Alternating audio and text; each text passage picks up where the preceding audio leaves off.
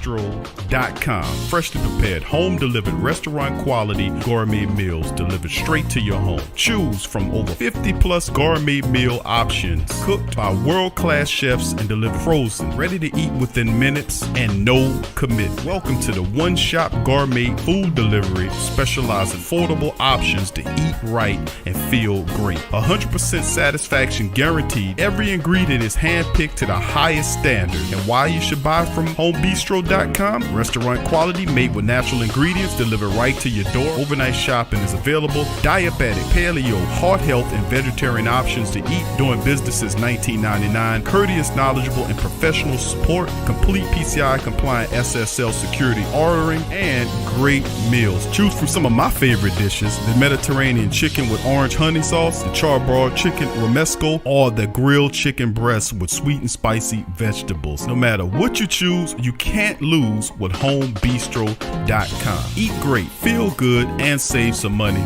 with homebistro.com. Hit the link in the description section below for more information. Located in Henderson, Nevada, bulksupplements.com supplies over 400 pure nutritional supplements, ingredients to hundreds of thousands of consumers and manufacturers. All of their products are available from grams to metric tons through their online store at bulksupplements.com. Orders received 4 noon Pacific Standard Time ship the same day. Their FDA-registered CGMP manufactured and distributing facility has a staff over 60 full-time employees that take pride in providing excellent customer service and producing quality products for their customers. The wellness of the community is of the utmost importance to Bulk Supplements. It's dedicated to maintaining all health code and government regulation. Each supplement is tested in their in-house laboratory before distribution, ensuring that all products are safe for consumption. For any additional testing, they utilize reputable and vetted US-based independent labs. Customer service is available 7 days a week from 7:30 a.m. to 4 p.m. Pacific Standard Time through live chat, phone, and email. Bulk Supplements products are produced in an FDA-registered and inspected manufacturing facility. So, if you want quality supplements at a quality price, Bulk Supplements is the company for you. Bulk Supplements, clean and pure bulk supplements. Check the link in the description section below for more information.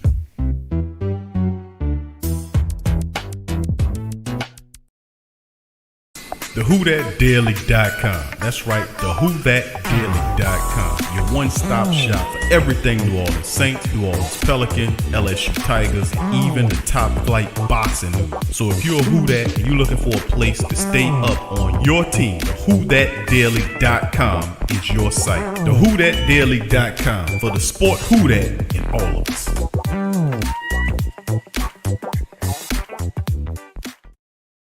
Who Dat family, check out the Pro Shop. That's right, the Pro Shop is the platform stores where you can go and buy all the latest merch to support the platform. Available at the Pro Shops, we have dozens of hundreds of products available for you and your family. Unisex tees for men and women, hoodies and sweatshirts, tank tops, kids and baby items, long sleeve tees, mugs, pillows, wall art, bath bedding, face masks, phone cases, stickers, bags, fanny packs, socks, hats, and many other items. Please feel free to check out the Pro Shops. The link is in the description section below. And remember, it helps the platform continue to grow. So check out the Pro Shop and Who Dat Daily.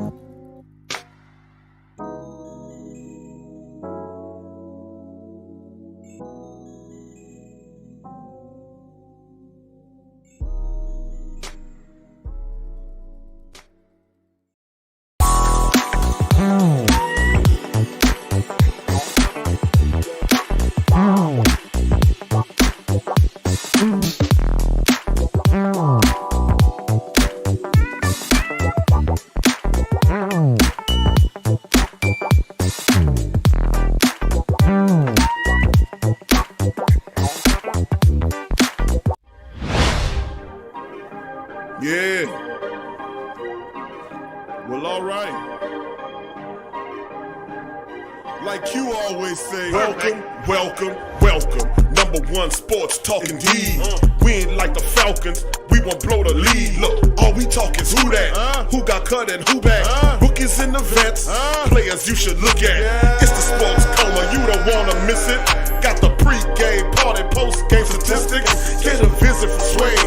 like DC or 5. It's the hottest thing smoking, Big Q and the guys. Go to YouTube Live, make sure you subscribe. Interviews inside the Saints locker room high. Talk to Drew, Jordan, Zach, Peyton, New Orleans, Who Dat Nation. Best believe when I say we bleed gold and black. Ain't a miracle or rivalry could ever hold us back. No, Beastquake, Bounty Gate, let the truth be told. It's the sports coma, all we know is say Super Bowl. Yeah. You're listening to the Sports Coma with Big Q and the guys on the PRO Media Network.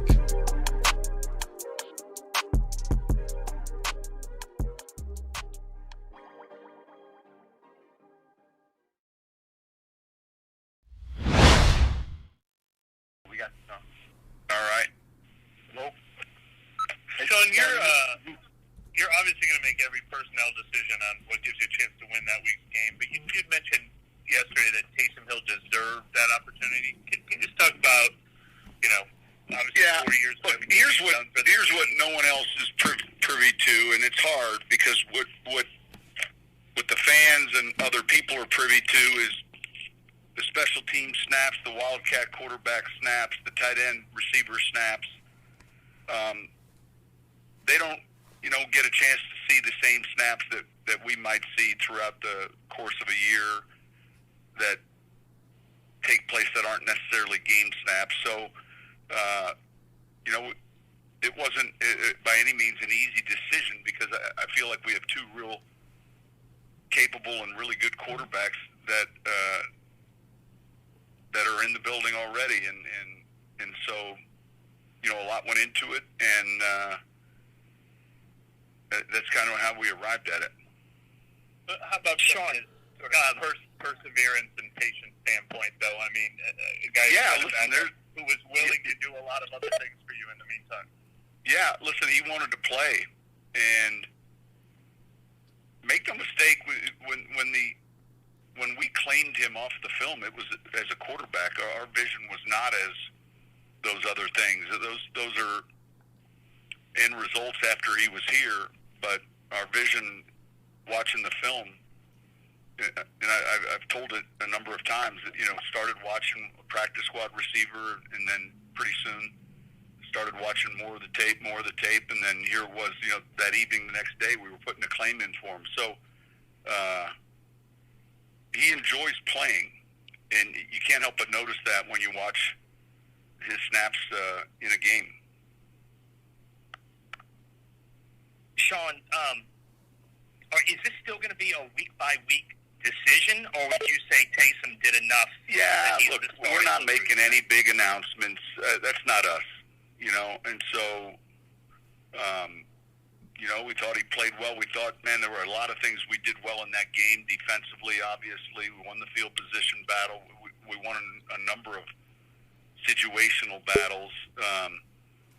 Thought we ran the ball well, especially in the second half, and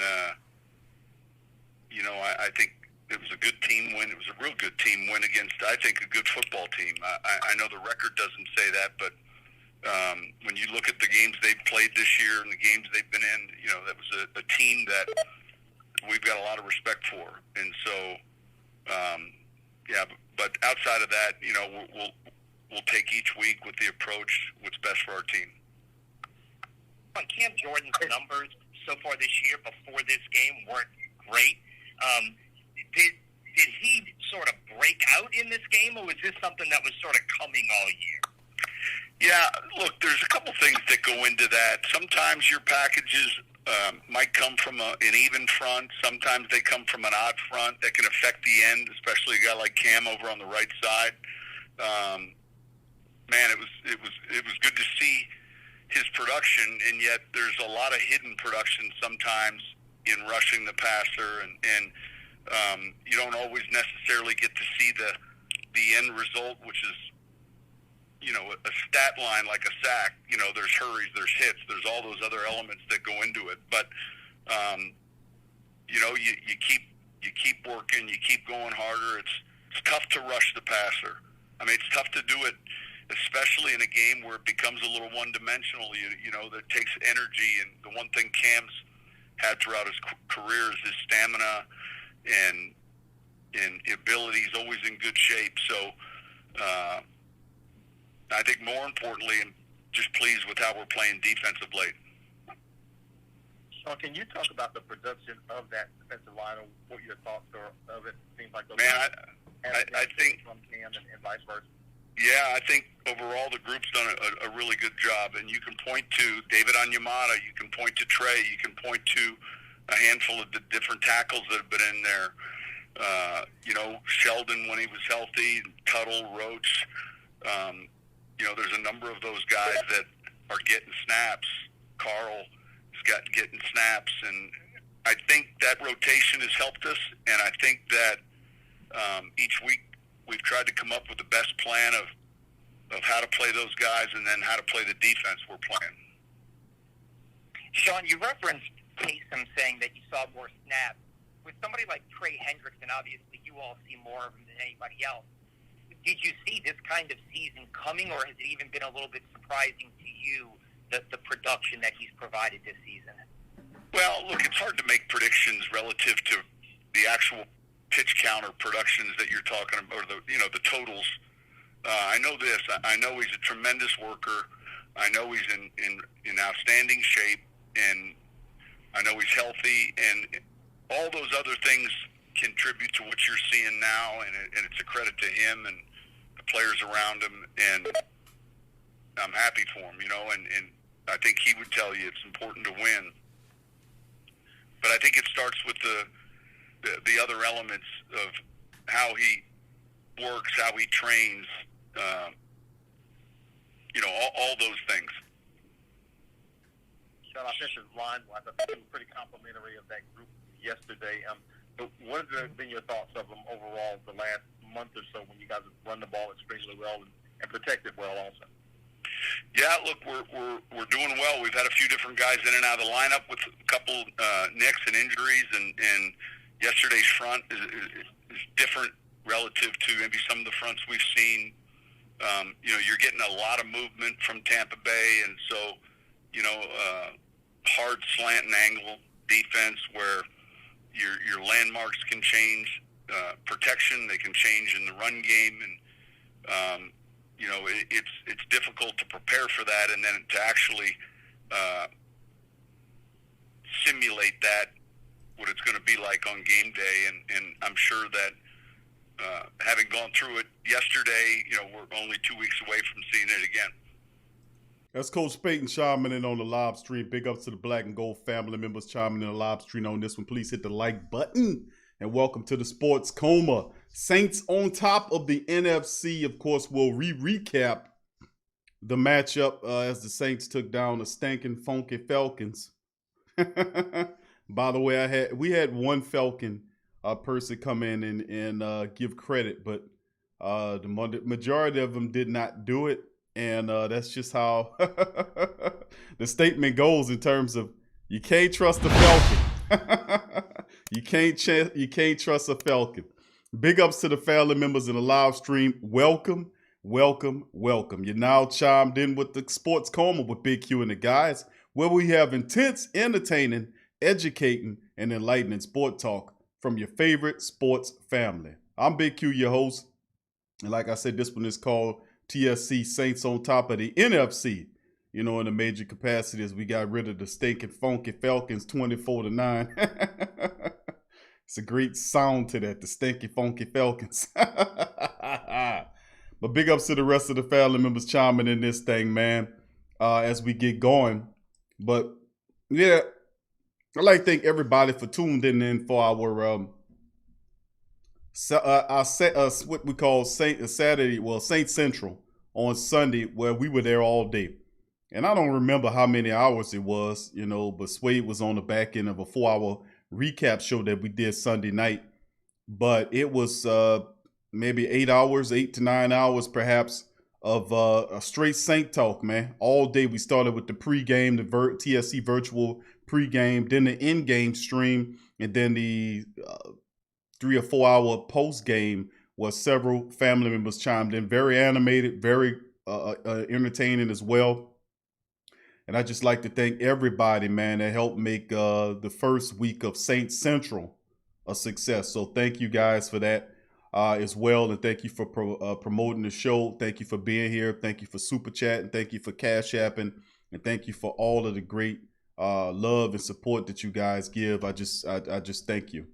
Tori, big ups to you. Kick Dolock, who that to you? Thank you for joining us. JT, who that to you? Jerry Paul, who that to you? Who else we got? We're going to go on our roll call. Superstar Louisiana boy, who that to you? Robert Clark, who that to you? Let's see what we got. Devin C, who that to you? Who else we got there? I won't forget anybody. Josh Goat 23, who that to you? Don Juan Fontaine, who that to you? Dada, who that to you? Dave Kemp, who that to you? Tyra, who that to you, baby? Big ups to you. Who else we got? Sat Scott, who that to you, fam? Big ups to you, Sat Scott. All right, Tyrese Last Saint Stewart, who that to you, bro? Good to see you in the chat. Anthony, what's up, Anthony? Who that to you? Lit Cookies, who that to you? Blaxuede is also in the chat. Big ups to my dog. Patrick Moore, who that to you? Jermaine Scobie, who that to you? That's who else we got. 985 Live, who that to you? What's up, fam? Big ups to you as well. Let's see Shedrick Mosley in the building. What up, fam? Big ups to you. Good to see you in the chat as well. All right, who else we got there? Chiming in. Abraham, what up, Abe? Big ups to you, bro. Good to see you in the chat as well. Big ups to you. Let's see what else we got there. I think I gave Devin C, who that as well. But if I forgot, then big ups to you. Tramal, what's up, Tramal? Tramal Kellop in the building. Big ups to you, fam. Let's see what else we got there. Who else we got chiming in this thing? I think that's everybody right now. All right, if I didn't get the rest of you guys, give me a who that. 985J in the building. What's up, bro? Big ups to you. Good to see you in the chat, man. Big ups, cuz. Good to see you, bro. Brandon, what up, Brandon? Brandon Comier is in the building. Much love to you too, fam. T Dirty. What's up, T Dirty? What's up, my brother? Big ups to T Dirty and the young T Dirty. And the younger T Dirty. We know they both listen to the show together. Much love to my brother T Dirty. Roy, what's up, Roy? Roy Baker in the building. Big ups to you, Roy. Straight Booming Podcast. Who that to you, fam? Thank you for being here, bro. Big ups to you as well. Chiming all the way from Seattle. Sufayan in the building. Big ups to Sufayan and the rest of the family members as well. Big ups. James, what's up, James Van Corp? Big ups to you, James. Gundam, what's up, Gundam? Joe Gidry, what up, Joe? Greg CTC, who that to you? Your boy Cuts, who that to you? Jarrell Bledsoe, who that to you? Gabriel Thomas, who that to you? Revolt Control Radio. What's up, Revolt? Big ups to you, bro. Good to see you in the chat. And Kid Reese 225, Vine 2 Real, who that to you, bro? He says, what's good? Big ups to you, fam. Thank you for joining us here, man. Big ups to you. And the rest of the family. Vine, much love to you, bro. All right, appreciate all the family members for chiming in this edition of the live stream of the Sports Coma. And we're going to bring my dog, Blaxuede, who promised to be here. And Suede is a man of impeccable character and a man of his word. Blaxuede is in the building. How you doing, bro? Whoa, I told y'all, bro, you know good and well I wasn't going to get no Falcons jersey and wear that thing. I told y'all I would be up in here, man. I made a mistake yesterday. I told y'all that my man Trey Hendrickson was tied for number 7. I beg your pardon. My man is number 1. He tied for number 1 in the league. Number 1 sack leader tied with Garrett, man. So shout out again to Hendrickson, man, for being the number 1 sack leader in the NFL. And listen, bro. And I'm gonna tell you something, bro. That is astronomically large on so many levels, bro. Because Trey Hendrickson, bro. Nobody, thought Trey Hendrickson could be able to complete a full season of playing, and besides actually taking on and leading or tied with the NFL in sacks, that is a whole nother level of great. I'm just happy that we were able to do that because Trey Hendrickson has been healthy. Been hurt pretty much the entire summation of the time that he's been here. So right. It's good to see him, Suede, actually, doing it on the good side of things, bro. He healthy and then he tied for the league in sacks. That's huge, bro. That's what's happening, man. Yeah, I'm real proud of that, man. You know what I'm saying? Right. Yeah, that's big. But welcome. I'm glad to be here with the family, man. I'm glad to be back on this Monday of Buck on Tampa Bay night. You understand? We about to get this the only time I cheer for the Rams. You know, they did that no call against us in the playoffs. You know what I'm saying? I'm still kind of salty behind that. But for this night, I'm going for the Rams to bust up the Bucks and you know what I'm saying, bash and some Brady bashing tonight. Let's go. Yeah, I'm with you on that, Swade, man. I definitely want to see him get it handed to him, bro. You ain't never lying on that, man. And hopefully a lot of things work for us, bro. I mean, pretty much for the week that passed, bro. We pretty much got what we wanted to happen as far as the game with the Packers are concerned, bro. We got that working for us. Hope we can get this working for us as well. You know what I mean?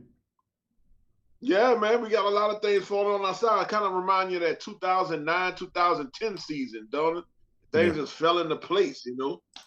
Yeah, and plus shout out to Lit Cookies and Tyra. How y'all doing? I saw them, they hollered at me in the chat, man. I'm just showing love. Go Lambs. Big ups to the rest of the family members tuning in the live stream. We got Blaxuede in the building, and he'll be rocking with us for the summation of the broadcast there, and we'll just keep it shaking and moving like that, man. So big ups to Suede for chiming in, and big ups to the family members in this show, man. We're gonna keep it rolling, and we did.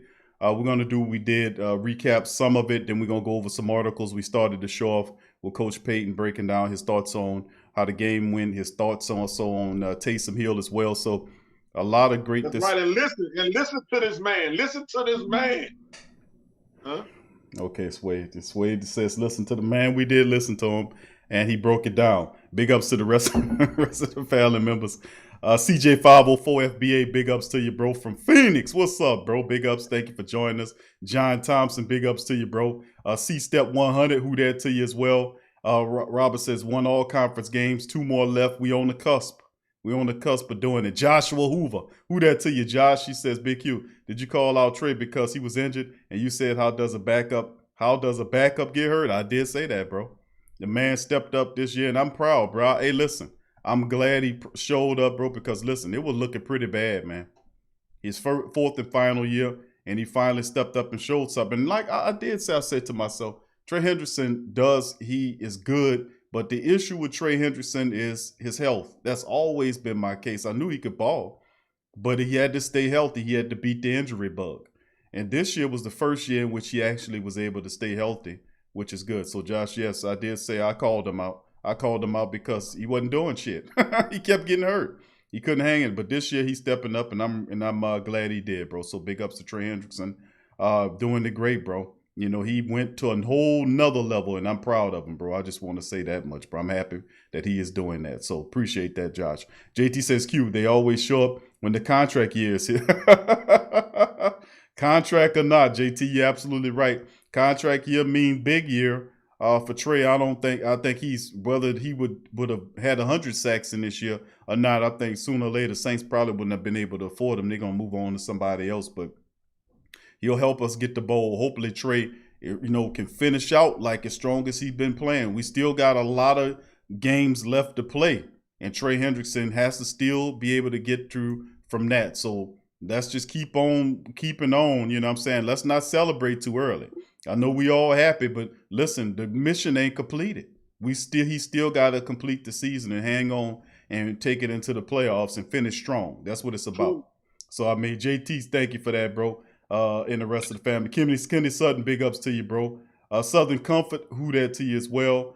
Patrick, what's up, Pat? Pat, more big ups to you. Good to see you. Mark 504, who that to you. Brett V, who that to you, Brett? Good to see you in the chat. Mark says, so do we have to win all out to grab number 1 seed, or do we have to lose in order to for the Seahawks to move up? My thing is just keep winning, bro. Keep on winning. That's the whole philosophy, is keep on winning, keep winning, keep winning. We can't help what's going on with Seattle or Green Bay or none of them people. We can't impact that unless we directly facing them, and we might get an opportunity to see them with the playoffs. But The philosophy is take one game at a time and just keep on winning, and we'll see where the chips fall. Thank you for the question, Mark. Big ups to you, JT, and the rest of the family members. JT says, win the playoffs. That's the shirt. Win the playoffs. That's what my focus is on. I said the Saints were going to be a double-digit win season. Go look up at the tape.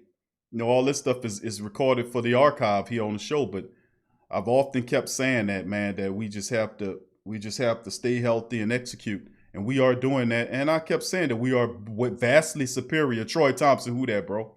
We're vastly superior to a lot of teams that we come in contact with. And we were playing beneath ourselves, man. And that's why we look like what we will look. Now that we know what we are, you're going to see the Saints straight up flatten a lot of teams, man. Straight up. So sweep the South, says Tyra. I love that. All right, Suede, you want to comment on anything I said? Brew Man, who that to you? You want to comment on anything I said, my brother, before we get into the news and articles of the day? Nah, man, I think y'all pretty much, man. My Who Dat family, they have to fire questions. They came at it with you. You answered them all, man. Let's get into some stuff. Let's go. All right, Suede's a man of very few words. Yeah, I'm gonna start something during this during this time period. I'm gonna start some mess. You know what I'm saying? So let's go. All right, well, let's start it off like this. This Suede say he gonna start some mess. Let's get into some of the statistics of last night. Give me just a second and I'll share my screen with the family members momentarily, and we'll get into the team statistics, and then we'll get into the rest of the news that we're going to cover on this show today.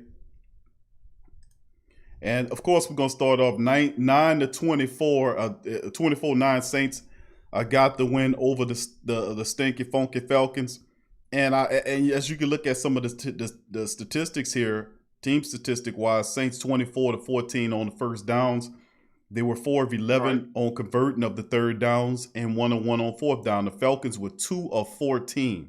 You want to talk to me about really good defense? The Saints they had 14 opportunities on third down. The Saints only let them get through with 2 of them. That is domination. You look at the total plays. 62-59 was the call between the total plays. Saints had 3 more. Total yards 378 to 248 advantage Saints. Total drives 11-10 advantage Atlanta, but they had no advantage because the Saints averaged 6.1 yards per play, passing 210 to 196 advantage Saints. Saints ran the ball at 168 rushing attempts. Listen, y'all know I love the rushing attack. 168 yards our team gave us on 36 rushing attempts for a 4.7, rounded off to 5 yards per carry. 2 rushes, first down. 2 rush, first down. That's how it went. 5 yards per rush. Saints had it on tilt. 52 stanky yards by the Falcons.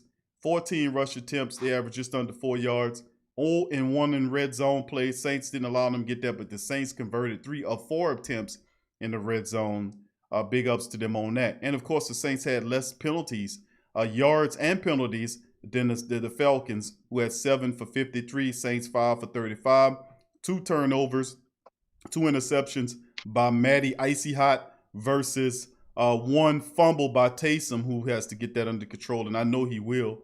And then, of course, you look at the time of possession. The Saints 33-41 against Atlanta's 26-19. So that ball 26 times, couldn't even do nothing with it. Domination on this side of it. And let's move on to the individual statistics here. As you can see, the Saints did a pretty damn good job. Taysom Hill, 18 of 23. Taysom was 18 of 23. 18 of 23, 233 yards. He averaged 10 yards per throw. That's right. Taysom Hill, he averaged 10 yards per throw. He was sacked 3 times for 23 yards. Hold on. How many yards did he average per throw again? 10 yards per throw. Oh, whoa! That mean every time he threw the ball, Suede, it was a first down. First down, 1 throw. First down. 1 throw, first down. That's right.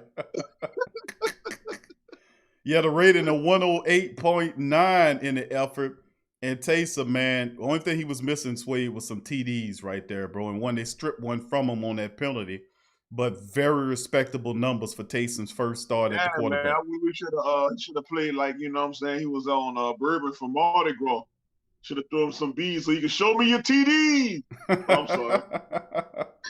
Well, he did a damn good job passing the ball. Now, the rushing attack for the Saints, they had 36. Of course, we just told you the rushing statistics was that's basically what carried the game. The Saints rushing attack, three rushing touchdowns represented 21 of the 24 points the Saints put up, averaging 5 yards per carry. Deontay had one rush for 23, but Taysom added 51 yards and 2 rushing touchdowns on 10 carries on top of everything. And that's what I said. He'll bring anywhere between 50 to 75 yards every time he starts to the rushing attack, because that's a major part of Taysom's game, is his ability to scramble.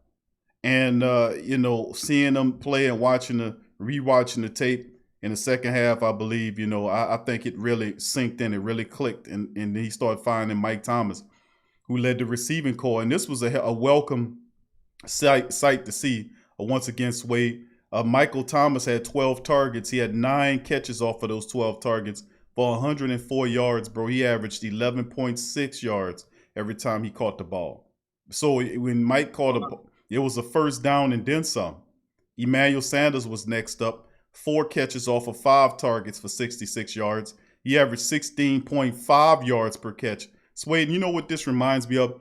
The Mike Thomas being the possession guy, and Emmanuel Sanders is the deep guy. This is almost like the throwback traditional style football, possession, and then you have the speedster. And Emmanuel Sanders was getting deep, because if you look at his average catching the ball off those 4 catches, it was 16.5 yards per catch. Wade, that's pretty damn good. Yeah, it is good, man. It is good. And the talk about what we're talking about the Falcons, man.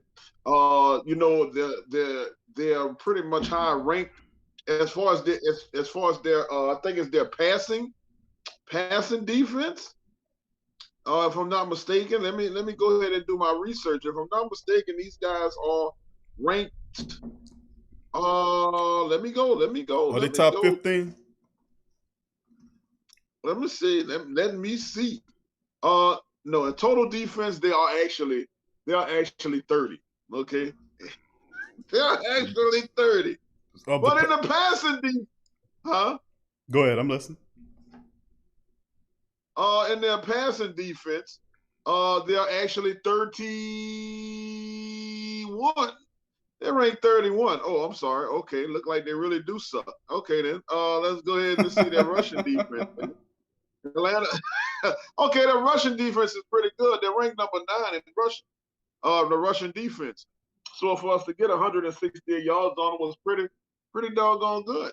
You know what? And that's what we did to the Tampa Bay Buccaneers, who did, some people say, the best rush stuffing defense in the league. We put up 130 on that number 1 ranked run stuffing defense against the Tampa Bay Buccaneers. I guess that tells you the statistics are not always accurate, does it, Sway? Right. And if it is accurate, then I mean that means we're just dominating, because we just went against like the top 2 of the top 10 rushing defenses, and we just controlled the whole game.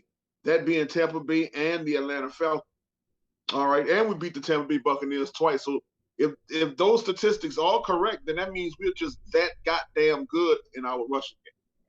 I gotta agree with you, buddy, because we handling business, man, in a major capacity. Going on down to the defense, man, Demario Davis, the top guy there. He had 7 tackles, a sack, tackle for loss, pass deflection, and a couple of QB hits. Demario Davis is fantastic, man. He plays free, he has fun, and you can tell he loves doing what he do. And he's productive, man. He's productive. Janoris Jenkins, the Jackrabbit, had a hell of a game yesterday, Swade. He had 5 tackles, 5 pass breakups, bro, and a pick. So he had 5 tackles, 5 pass breakups, and he played Calvin Ridley. Man, listen, he had a fantastic game against Calvin. He was all in his pocket, man. He was in it. Nigga, get your hand out my pocket. That's what I was waiting on Ridley to say, man. He was all in his pocket. Old Piggly Wriggly, bro. I'll tell you one thing, man. Janoris, the Jackrabbit Jenkins, man, showed up monster league for a secondary yesterday. Speaking of Monster League, Cam Jordan, bro. 4 tackles in the game. He had 3 sacks and 3 tackles for loss and 3 QB hits in the matchup. Cam, a triple sack game. I said that he will have a double-digit sack performance against the Falcons. He always fires off and makes things happen against them. He went up on it and he went double. He went and had triple. 3 sacks to get Cam going for the rest of the season, Swade. So Cam Jordan, Janoris Jenkins, Demario Davis, the big names, the showstoppers and stars stepping up for the Saints defense. Now, with that being said, my brother, I definitely got to put this out there that the Atlanta Falcons are number 9 in offense. Okay, they were ranked number 9 in offense. Could not tell. In passing, huh? Could not tell. Could not tell. That's how dominant we are. Picture this stat though. The Falcons are ranked number 2 in the league in passing offense. Can you believe that? Can you believe that? I can't tell, bro. I mean, I can't tell. I could not tell. Now, true, they are ranked 22nd in the league in rushing offense. I definitely could tell that, but it's just amazing that a team. You take a team, and Tampa Bay is in the 1, 2, 3, 4, 5, 6, 7, 8, 9 in the top 10. Tampa Bay is right there too, and we manhandled both of those teams like they weren't anything. That says a lot about this squad. Q, I agree with you. This team definitely has figured out who they are. They know who they are, and it's full steam ahead from here. Yeah, I love it, man. That's well said. Big ups to all these guys, man. Cam, a triple sack game.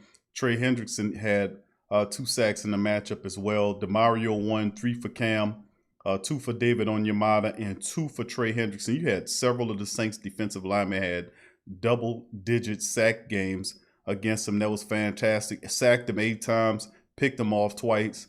Marcus Williams, fantastic day for Marcus. And he had another interception, but he finished the game. What was his sack total? He had 3 tackles as well and a pick. So the Jenkins was absolutely fantastic, man. I love how he played. Harris played a couple of kick returns, 2 for 41, 20.5 on the average. Then he left the game. I want to say I heard several reports about concussion issues right now, but we'll have to wait and see where that goes. Callaway came in for him, had a return for 20 yards on the kick return side. Punt return, not too much happening on that. Saints got. I'm sorry, you said concussion with who? Harris? Harris. What you heard about him? His injury situation? I heard a stinger. I heard he had a stinger. A stinger. But I don't know. You're right. I don't know that. I guess we got to wait on Adam Schefter, for him to pay somebody to get them. I don't know. Yeah, I'm gonna have to go. I'm gonna have to use my Sean Payton press pad. I'm gonna go in there and find out. Yeah, do that for us. Wait to report back, bro. Let us know. No, but anyway, but Will Lutz 1 or 2, man. He missed one, but we didn't need you, Will. We good. We straight. Take a rest. Thomas Morstead 4 punts, 159, average just under 40 yards per punt. 2 of the 4 went inside the 20. That's Tommy Morstead-esque as well. And then, of course, looking at the Falcons, what they did, Matty Icy Hot, as I call him. You need a lot of that after 8 sacks. 19 of 37, 232, 0 touchdowns, 2 picks, sacked 8 times, QBR 0. QBR is 19.2. That's a joke. Picked off twice, average out of 19 throws, 6.3 yards per throw in the matchup. Todd Gurley, his name is his game, 8 carries for 26 yards in the matchup. Brian Hill, 4 for 18. As a team, the Falcons rushed 14 times for a laughable 52 yards. Couldn't get anything going. Calvin Ridley guarded. He had 5 catches off of 9 targets for 90 yards, an ineffective 90 yards against Jack Rabbit, who flustered them all day. Russell Gage caught an ineffective 7 catches for 58 yards off of 12 targets as he was throwing it to him. Julio Jones left the game, had a big catch in the game, but just a non-factor without Laddie Daddy being involved in the matchup as well. So that goes to show you, Falcons, Saints, 24-9, Saints improved 8-2. They're 5-1 at home, and they have 2 more matchups to wrap up the NFC South. And, of course, we know tonight Tampa Bay and the Rams are playing right now. They are in the first with about just under 10 minutes. 9 minutes left in the first. Yep. 0-0. 0-0, 2nd and 8. Rams got it on the 37. So hopefully we're gonna be Rams fans just for the night and look for the Rams to kind of help us out. All right, let's move on to the next article.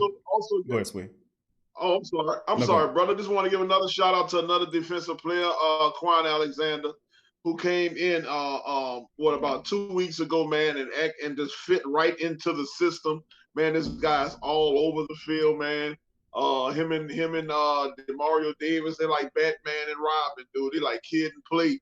You know what I'm saying? These guys here like running DMC. You know what I'm saying? So I want to give a shout out to peanut butter and jelly. You know what I'm saying? Kool-Aid and sugar. I don't know what you want to call them, but these dudes right here go together, man, and they just remarkable. They remarkable tandem.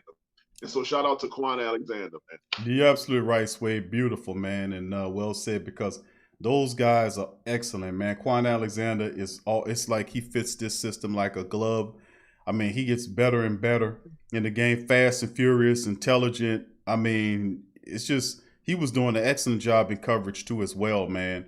Dealing with, covering field, covering the tight end. Quan Alexander, Demario Davis, man. Just awesome seeing them guys play the way they do. And big ups to the rest of the family members in the chat, man. Big ups to KB and the rest of the family members. Got great names for Matty Ice. My little term, Matty Icy Hot. KB says floor Matt Ryan. Roy says Matty Ice Cream. So big ups to the family members. Matty Ice Cream. And doormat Ryan. He definitely was a doormat yesterday. Trey Hendrickson. Let's move to the next one. Trey Hendrickson tied for the most sacks in the NFL. And that's coming from the Saints wire. There we go. Big ups to Trey, giving them much love on this one, man. Don't look now, but Trey Hendrickson is tied with Cleveland Browns' $125 million man Myles Garrett for the lead in sacks with 9.5 after an impressive day against the Falcons. The Saints pass rusher has really come into his own in 2020. He's on track to cash in during the offseason, but he and Garrett may not hold on to the lead for very long. Why? Because Ram tackle Aaron Donald has already bagged 9 sacks on the year so far. He's waiting until a matchup tonight with Tampa to show up. Another player in the thick of it is TJ Watt, who has 9 sacks of his own with the Steelers. He didn't add a sack this week, but seems always on the verge of notching a couple of takedowns at a moment's notice. It'll be interesting to see who ends up on top. Garrett, Hendrickson on a very different situation. Garrett is the team's best pass rushing threat and commands the most attention, where Hendrickson is second or even third threat rushing off the edge for New Orleans. He's seeing more favorable blocking assignments, and that role should continue to rack up sacks as the season progresses down the stretch. That is true because Trey Hendrickson is not, he is the second guy in many aspects, and he is single blocked the majority of the time. They continue to disrespect Trey Hendrickson by not double blocking him, and they keep doing, they block Cam and say, well, y'all can handle that guy. They don't want to do it. They keep the block on him, and Trey Hendrickson is feasting on it. That's what's going on. He's feasting on the fact that they're doubling down Cam. He's beating a one-on-one matchup and getting sacks, and he's doing the right job. And they're going to keep doing that. The opposing teams will keep doing that to Trey Hendrickson, disrespecting who he is. Sway, what you think about that? Oh, I've been told you, man. Hey, Trey Hendrickson, the man, brother. That's the man. How is his contract? That's something we got to discuss. How is his contract looking? When is his last year? This year is his last year, and he's still playing on that 3rd round contract.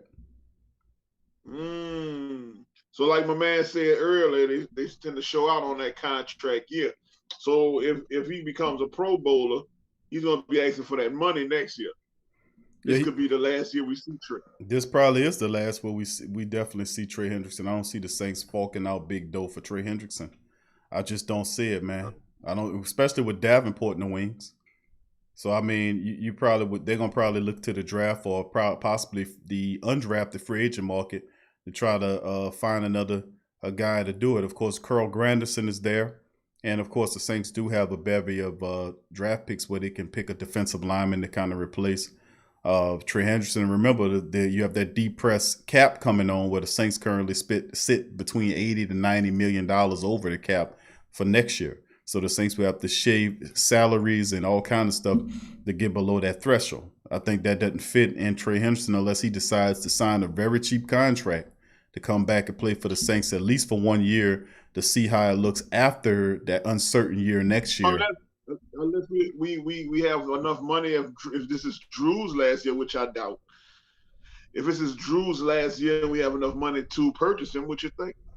I still say the Saints will let him go, Swade. I think Trey Hendrickson, he balls out of control this year, and he helps the Saints to the bowl. I think that'll pretty much be it. The only way I see it happening for Trey Hendrickson staying here is if he takes a really good contract that benefits the team. And I just don't see that happening because he could possibly never have a year like this again. So, I mean, he can cash in on it. And I think somebody will pay Trey Hendrickson, man, to do it. Yeah, it will. So that's the. It will. That's the thing right there. So yeah, the Drew contract is interesting because he got so much money that's on it, and based on his injury situation, a lot of people believe this will probably be the last hurrah for Drew, and I tend to agree. You know, him getting crunched up like that. I mean, it's hard for me to see him coming back for an extra year. But then again, you never know. Saints win the Super Bowl. When they win the Super Bowl, Swade, it's going to be hard pressed to stop Drew from thinking about trying to defend that thing. My whole thing was, I don't think this is Drew's last year. Because especially with this injury, which allows Tom Brady, we know he's record chasing right now. So this allowed Tom Brady to go ahead and have the rings and the records. Man, Drew can't. He wouldn't be able to stomach that sitting down at home with his kids and his beautiful wife and kids, knowing that he had the chance to surpass and grab those records and keep them. And so I think as long as Tom Brady's here and he doesn't have those records, he's going to play. And whether it's going to have to be at another team, whether he may, I don't know, but he's going to stay until he can get those records back.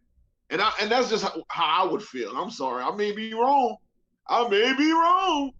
But, I just think he's record chasing, man. He has to come back for that. We'll see, man. That's a tough thing to come back for. He'll have the offseason to heal up. He does have an extra. He does have an extra playable year signed a 4-year deal. 2 playable years include this year and next year. So we'll see how it shakes, man. Anything could happen there. All right, moving to the NFC playoff picture for week 11. The Saints in the sole possession.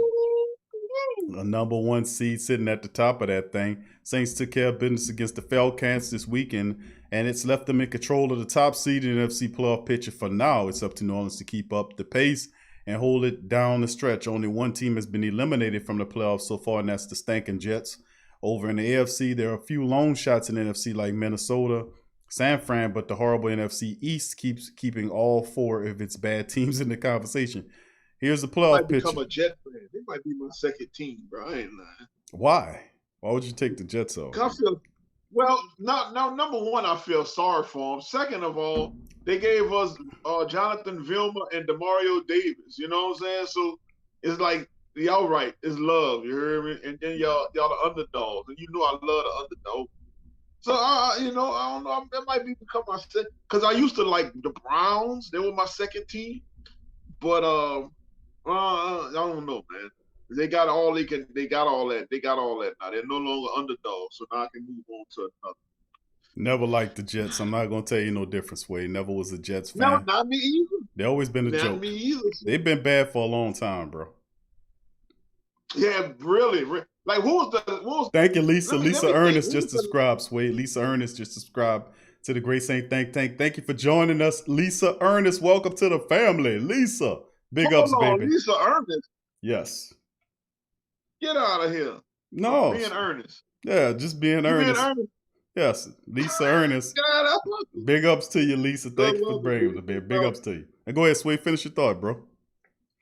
No, I was just thinking about the Jets, and like I said, I may become my second team. But what was the last Pro Bowl quarterback from the Jets? Oh man. Ooh. Oh, well, I don't know. I wouldn't say Darnold. I don't know if he made the Pro Bowl or not. The current quarterback. No. It wasn't Darnold. No. Okay. How far are we going back here, Sway? Oh, as far as you can remember, any Pro Bowl quarterback. I mean, don't count. Let's not count Joey Flacco. You know what I'm saying? Let's not count him. The last Jet quarterback to make a Pro Bowl. I don't know. I don't know, bro. Yeah, Teddy was up there, but he ain't play enough to play. To go to no Was it Pro Vinny Bowl. Testaverde? I'm about to Was say it Mark Sanchez? probably Sanchez. I want to say. You got the stat in front of you? I have Jets quarterbacks in front of me, but I don't know, if Sanchez made it to the Pro Bowl. I don't know, bro. He the last one to have success up there. You have Sanchez, you have Brett Favre, but we're not gonna count him. Nah. Chad Pennington, no. Vinny Testaverde, maybe. Maybe, yeah. Boomer Esiason, no. Ken O'Brien, that's the 80s. And then, of course, you have Joe David after that. Did O'Brien make it? I think, I don't know. O'Brien was pretty bad up there when they drafted him. They took him high. He was pretty bad. Ken O'Brien. I remember those days. That was pretty bad days, man. I don't know, man. So I don't know, but that's just something they've been awful for a while, man. Yeah, they stink, man. They stink, man. They stink because they got a joke of a coach too, bro. That guy should have been fired several games ago, but they keep holding on to him. So I mean, let them. They must like pain, man. They like pain in New York, so let the Jets keep giving it to them. Looking at the NFC South picture, we got the Saints sitting up top there, 8-2, man. 8-2 right now. The Saints are number 1, sitting atop of that thing. Number 2 currently, the Seattle Seahawks, according to the rankings. They are number 2 behind the black and gold. 73 are the Packers, who lost last night to the Indianapolis Colts. Big ups to the Colts for helping us out with that little light work. The NFC South, the NFC East. People sleep on the Colts too. Yeah, they are. Sway. They're sneaky good, man. A lot of people not respecting their mind. They beat the Chiefs, didn't they? I don't remember. I don't remember. They beat the Chiefs. They beat the Chiefs and they beat the Packers. Don't sleep on the Colts, man. The Colts that's why a lot of people the Colts are sneaking and beating people because they overlooking them. Number 4 in the standings are the NFC East 3-6-1 as Philadelphia Eagles. Could you believe the joke of a franchise they are? 3-6-1 because they sit on top of the NFC least.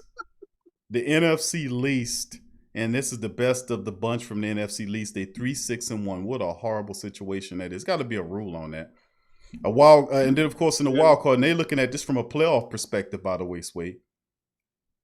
This is the playoff perspective right now. Number 1 seed in the NFC South right now is us. I mean, then in the NFC West, and then you got the NFC West. Seattle's there with the number 2 seed in the playoffs. Number 3 seed goes to the Green Bay Packers. Number 4 seed goes to the Stankin' Eagles. And then you go into the wild card, best of the bunch, which is Tampa Bay Buccaneers, with Brady and them currently losing. And they are go ahead. They're 7-3 right now. And then underneath them is the Rams, who they're playing right now. So it could be the Rams are actually playing to kind of keep ahead of the Rams, because the Rams could beat them and leapfrog them in the wild card race currently. Then behind them, correct, you got Arizona, who's 6-4, and then in the hunt you have the 5-3. What you got? You got Chicago in the hunt at 5-5.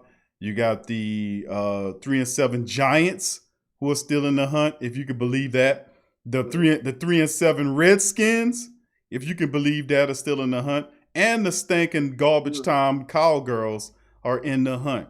So I mean, thanks to the NFC least. To the NFC least, these people still in the hunt. That's right, because of that. Now go ahead, Sway. What you was just commenting on, bro? Oh no, man! I was just saying, hey, looking at who face each other, who's pending on facing each other in the playoffs. You have Seattle will be going against the Cardinals. That'll be a good game, but I see Seattle ultimately winning that.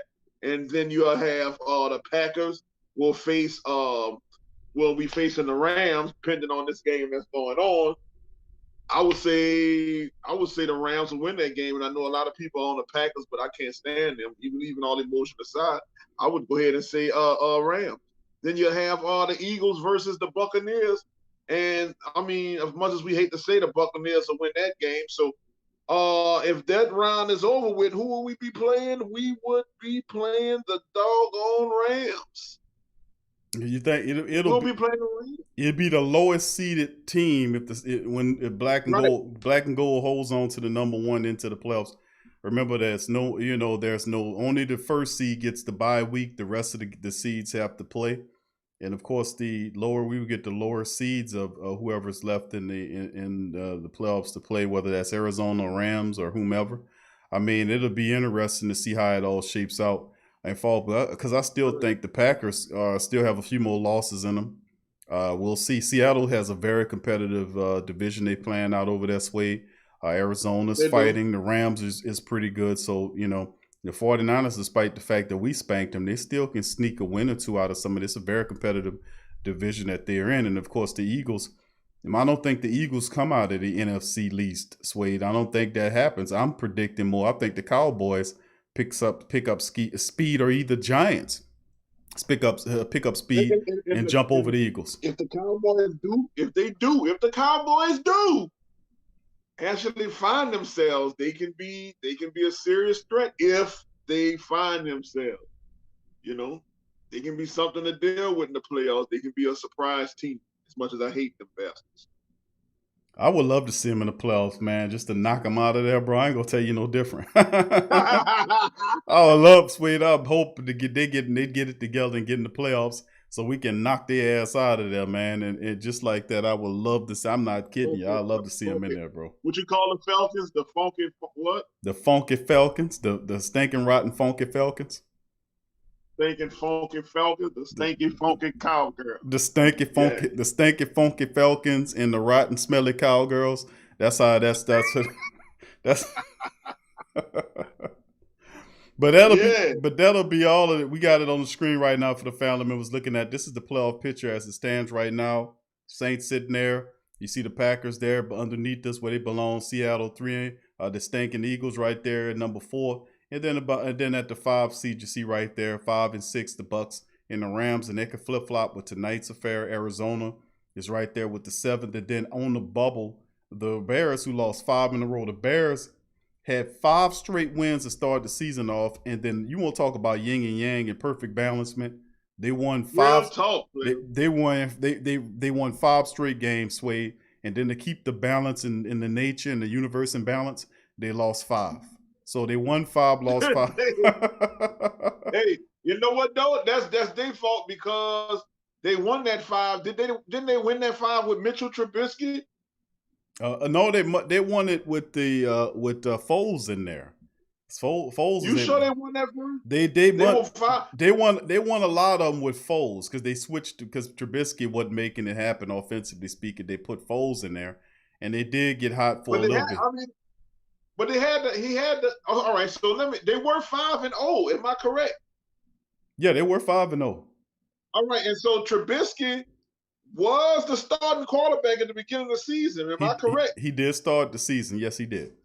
So at some point, he was undefeated. At some point, he was, and they switched to Foles because they ain't like how the offense was going. Right. So that's karma on their funk ass. Right there. You should have never took him out. And I know Mr. Trubisky on the sideline said, "I told you, bitch. I told you." And and that's the thing, bro. They still on the bubble right there with 8 at the rack 8. Then you got the Vikings at 4 and 6, who trying to fight their way. And I'm gonna tell you something, the Vikings looking a little bit more competitive. They trying to look like they something, bro. You know, they had a nice looking game yesterday. They played and they starting to pick this thing up a bit. So when we see them, they might be a little bit more competitive than what we got. Come on, I want them to make it to the playoff. I want to see them we owe them 2 times. When we see them in the playoffs, I want to beat them like 56 to nothing. Yeah, I won't knock them out of here too. The Cowgirls beat them yesterday. They snuck out a win there. They were competitive. The Cowgirls knocked them off to help out. They dropped to 4 and 6. Another loss means season over with. You're not going to get into the playoffs with a 9-7 record if you're Minnesota Vikings. So, of course, the Detroit Lions is in there as well. The 49ers are 4 and 6. Carolina's 4 and 7. And, of course, the Giants and the Cowgirls and Redskins are all alive because of the ridiculousness of what the NFC lease is. I think the Eagles ultimately going to get is going to give up that. That Carson Wentz doesn't look good at all. He's not. I mean, that's a quarterback that doesn't have patience. I mean, doesn't have that confidence anymore. You can see that he doesn't have it. And of course, you know what makes me mad though, Q? What's that? What really grinds my gears what really pisses me off is the fact this dude was the league MVP over Drew Brees, dude. That's the shit that really pisses me off. I know, ain't that terrible? Out of all, yeah, I was tired. This dude won. This the guy that won league MVP over Drew Brees. The year we lost, that was the miracle year. It don't matter what year it was. Still, he won MVP over Drew Brees after all Drew has accomplished. And he was a rookie. Wasn't he a rookie, or was it his second year that he won the MVP? I don't remember how it went, but I remember anyway, the circumstance. He shouldn't have won it rookie or second year. God damn it. But he is. Here's your king. Is this your king? Is this your king? Yes, that's their king. That's who they anointed. Isn't that a joke? But yeah, this is how it stands right now. The Saints sitting pretty in the NFC at the top, man. And we looking good, man. The Tampa Bay Buccaneers, hopefully they can do what they're supposed to do, lose. And we'll move, and we'll have a lot of these people. We'll gain some distance a bit. So Saints 8-2, man. And then 7-game winning streak. Well, I ain't gonna say the hottest team in the NFL because that would obviously be reserved for the Packers, who've won 10 in a row and are undefeated right now. But the Saints are 7 straight wins, Wade. 5-0 in the last 5 contests, 7-1 in conference play, 5-1 on 5-1 at home. Undefeated? The Steelers. Oh, okay. Pittsburgh Steelers 10-0, and that's pretty good, man. The last of the undefeated Mohicans left, and like I said, the Saints are looking good, man. And we struggled through a few wins. We now on par. Defense is woken up. You know, usually it's a progressive change in the defense. That Buccaneers game, the sleeping giant has awoken, and it has been smacking the hell out of opponents over the last several contests, getting turnovers, 8 sacks. At this part, it will keep going. And they're doing all this way without Sheldon Rankins, without Laddie Daddy. Very impressive, bro. Yeah, very impressive. I trust that Peyton knows that, hey, they're getting film on you, sir. So, you know, you have to reserve some of these plays. You have to reserve some things for the playoffs, man, because when you get to the playoffs, they're gonna do some high research on our ass. And we don't want the same problems that we usually have. So, hey, man, just but I trust the man. Yeah, and I think that's obvious. That's one of your key sticking points that you bring every show is obviously you trust the Peyton. All right, so let's move on, fam. We'll recap, of course, off the Falcons 24-9 win over the statistical breakdown. Big ups to the Saints. We're able to rush 168 rushes upon this team, averaging 5 yards per carry against them. They were 3 or 4 in the red zone. Saints were 4 of 11 in the third down efficiency, holding the stinking Falcons to 2-14. Matty Ice sacked 8 times, picked off twice. Icy Hot couldn't get it together. Todd Gurley's name is his game. Was completely shut down in the matchup. No running attack. Saints just throttled and destroyed the Falcons, man. Blasted them out of the air. Taysom Hill, 18 of 23 for 233. Throwing the ball, averaged 10 yards per throw. He even led the team in rushing with 10 carries of 51 yards, 2 touchdowns with a 5.1 yard per rush average. The longest one was a 20-yard scamper. So yeah, there's 51 on top of what the Saints had already and gave them 168 total and added 2 rushing touchdowns to with it. So Taysom Hill was, in my opinion, probably the MVP, single player MVP of the game. You want to talk about team MVP, you got to give it to the Saints defense, who were just ridiculous in the matchup as well. And then, of course, we covered meaning good. You're meaning good. Trey Hendrickson tied for the most sacks in the NFL. We covered that with 9.5 with Myles Garrett. And Aaron Donald is in the fray, too. He's playing tonight, and I expect him to get a sack or 2. Probably jump ahead in the league. Who knows? And, of course, we went over the NFC playoff picture with the Saints sitting at number 1 currently. Big ups to the Saints, the black and gold holding on. 7 straight wins. It's an absolutely beautiful thing, man. You gotta love that, man.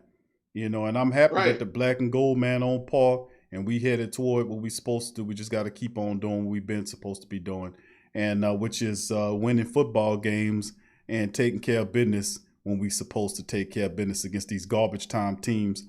Denver and all these guys, we got to go up there in the mountains and knock Denver around.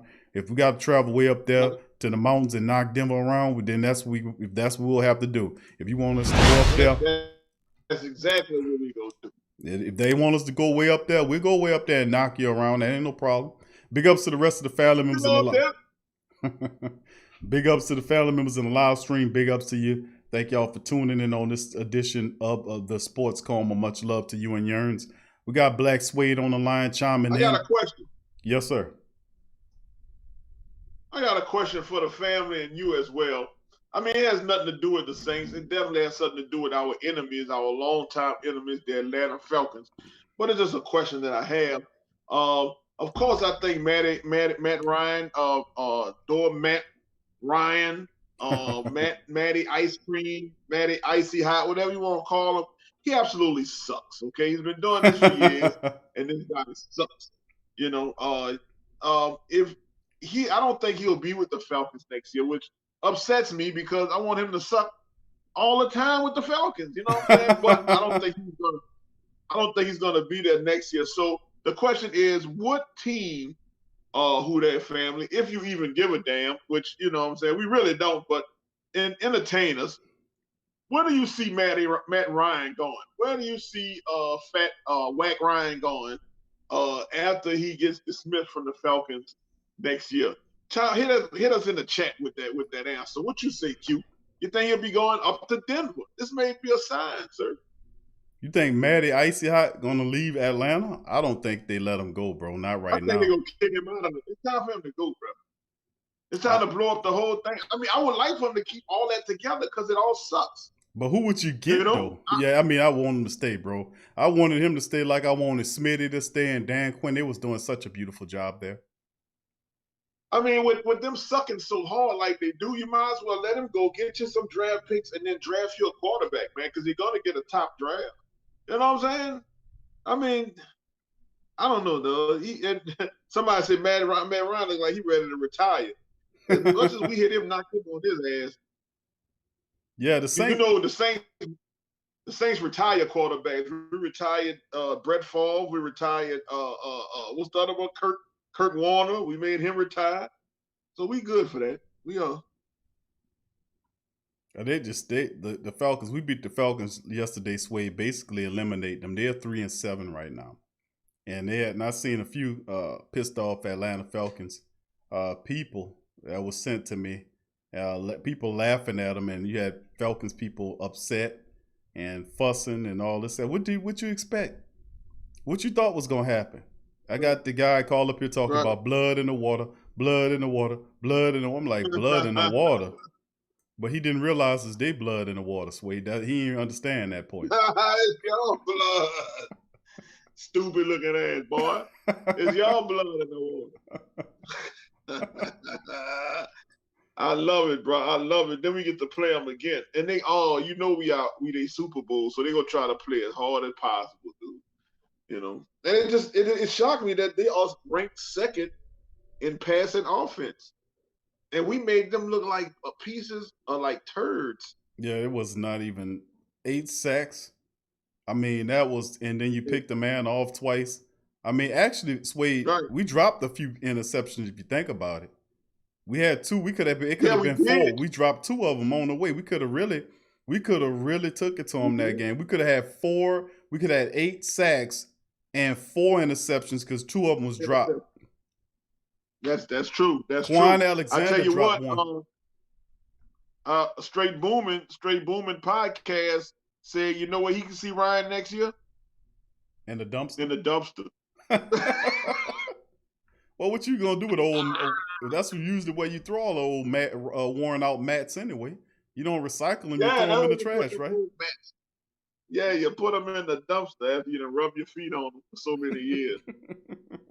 Oh my gosh, man! I love the family, bro. They keep me rolling, bro. You know, Sway, because it's such a beautiful Monday, bro. Because you beat the stinking Falcons, and people don't realize that we eliminated the Falcons, and then we're gonna really knock them up out of here when we play them in 2 weeks from now. Because the thing is, they had hopes. They really did. They was high on that hopium, and they was right. They were really believing that. Hey, man, we won 3 of the last 4, man. We're going to get the Saints, man. We're going to win out. Man, call up here. Yay. So I went over his schedule. I said, bro, did you know your schedule? Man, you got us twice. Sway, this man, they had us twice. They got the Tampa Bay Buccaneers twice. They got the Raiders and they got the Chiefs. And he talking about, no, we're going to win out. I said, bro, this dude is high on that hopium, bro. That hopium is a hell of a drug, bro. That hopium, baby. He done OD. We'll be calling out who that was with the broom. Who our guy was with the broom, man. Oh, you talking sweeping around? Oh, that's T Dirty, man. That T Dirty gonna bring the brooms out. Start sweeping around again, T Dirty. We're gonna bring them all out, bro. That's the next. We got them. We're gonna break out. They said, "Q, forget the broom. With a vacuum cleaner." So we turned on the vacuum cleaners when we got Tampa Bay. We got the vacuum cleaners and the brooms ready for 2 weeks from now.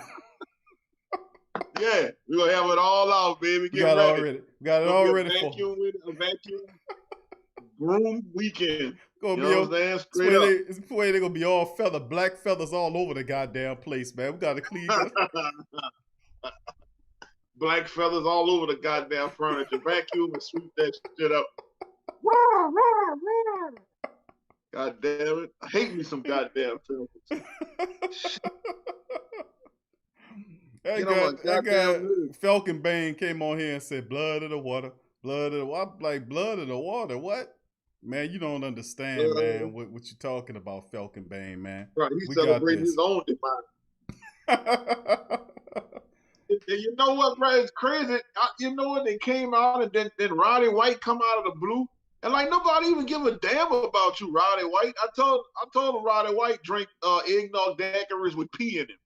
Look, say, bro.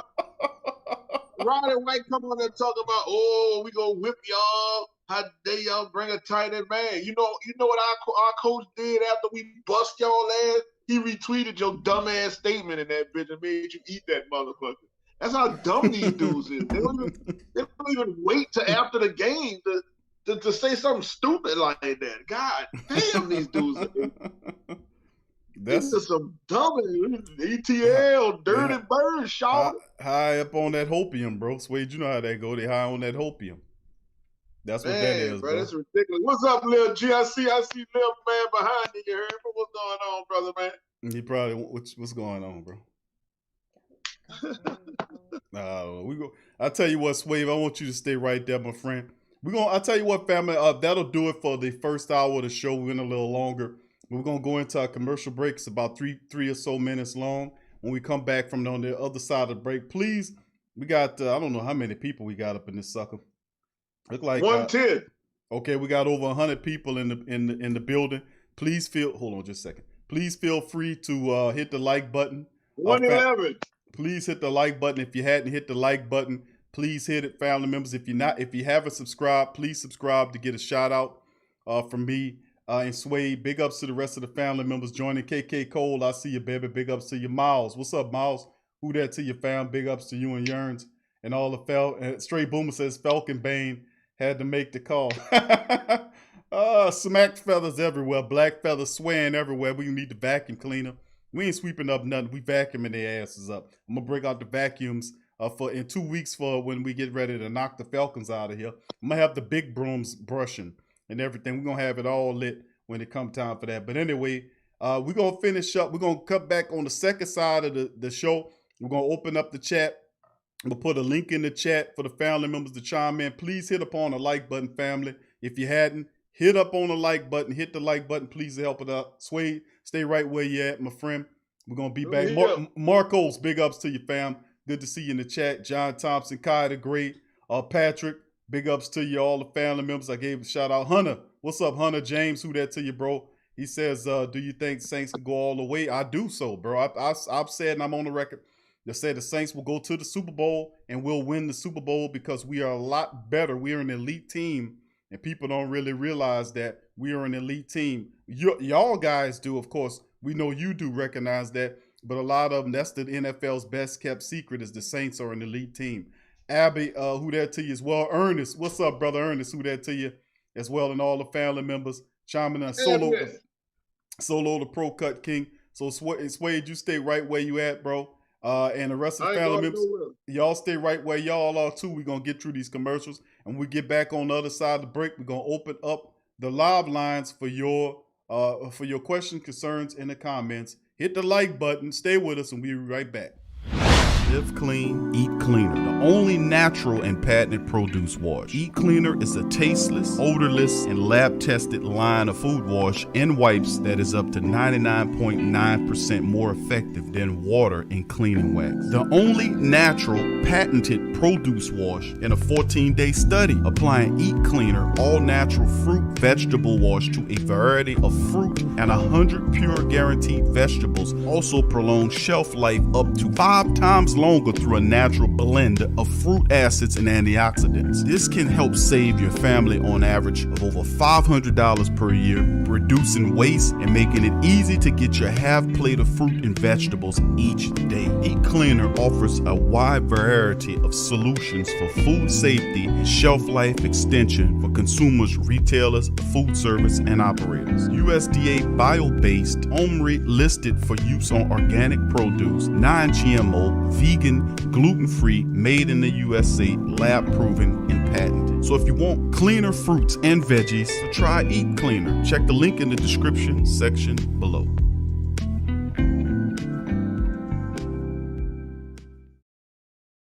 Tea is your escape. It's your opportunity to create a moment for stillness, for reflection, for yourself. It's your connection to a world of senses, flavors both exotic and familiar, energizing and relaxing. It's your retreat from an increasingly turbulent world. It's the perfect paradox of simplicity and complexity. Teabox.com connects tea to people, uniting the richest flavors of the finest teas with the curious, the cultivated, and the adventurous all over the world. The freshest tea you've ever tasted, from crop to cup. There's simply no simpler way to experience the wonderful complexity of tea. Teabox, packing up the freshness. Tea thrives on freshness, and so do they. Teabox temperature and humidity control facility ensure that tea is maintained. The teas themselves go into oblique bags with aluminum layers that protect them from excess moisture and light. With Teabox, shopping for fresh, loose leaf tea is easy because you make an informed purchase. You know exactly where your tea is coming from. So for the freshest teas in the world, check out Teabox.com. That's right, Teabox.com. Check the link in the description section below. Are you a boxing fan? Check out Ring Kings Boxing only on the PRO Media Network. The Kleins family has been getting people to go nuts for old nuts since 1995. As legends have it, a number of the Kleins friends who heard the idea said you can go nuts trying to name a store like that. In the excitement, the Kleins thought their friends said old nuts instead of go nuts and proceeded to throw caution to the wind. Old Nuts has over 2,000 items, bulk and wholesale prices of a whole lot of your favorite fruits, nuts, and confections. A selection of gift baskets for any budget, any occasion, and provides one of the best and impressively rated shopping experiences on the web. Fact is, between their selection, service, speed, or their online presence in the virtual mirror retail experience, they have developed an enviable client base that's comprised of personal and professional customers who count on their remarkable range of gift baskets. Think of gift basket, think about Old Nuts. Check them out, oldnuts.com. Check the link in the description section.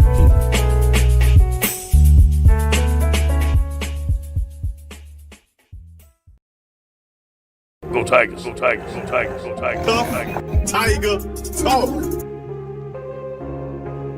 Go Tigers, go Tigers, go Tigers, go Tigers, go Tigers. Tiger talk. Go Tigers, go Tigers, go Tigers, go Tigers, go Tigers. Tiger talk.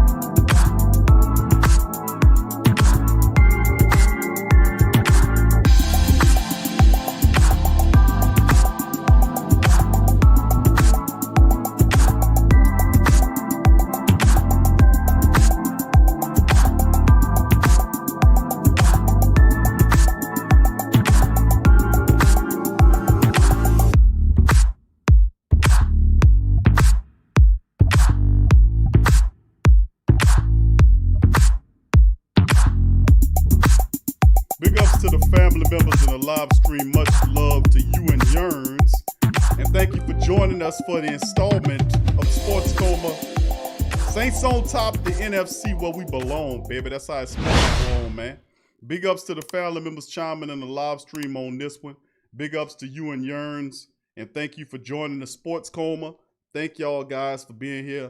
And you could be anywhere in the world, but the family members are here sharing their time with us. And listen, we love y'all. We appreciate y'all for being here. Please smack upon the like button and share the link as well. And we like to thank all of the family members that joined the stream. Lisa Ernest, big ups to you.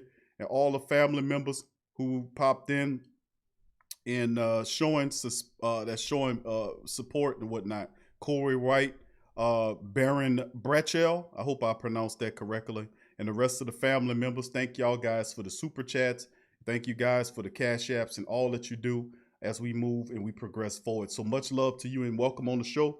I'm Big Q, the host. We got Blaxuede on the line.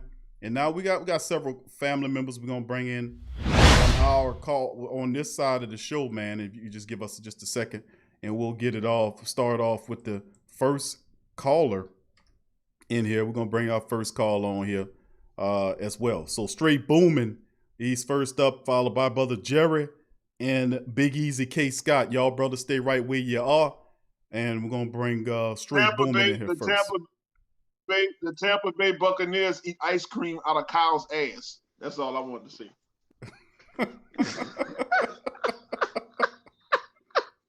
I don't know what I don't know what to do. I don't know which way to go. Straight booming. Welcome to the show, bro.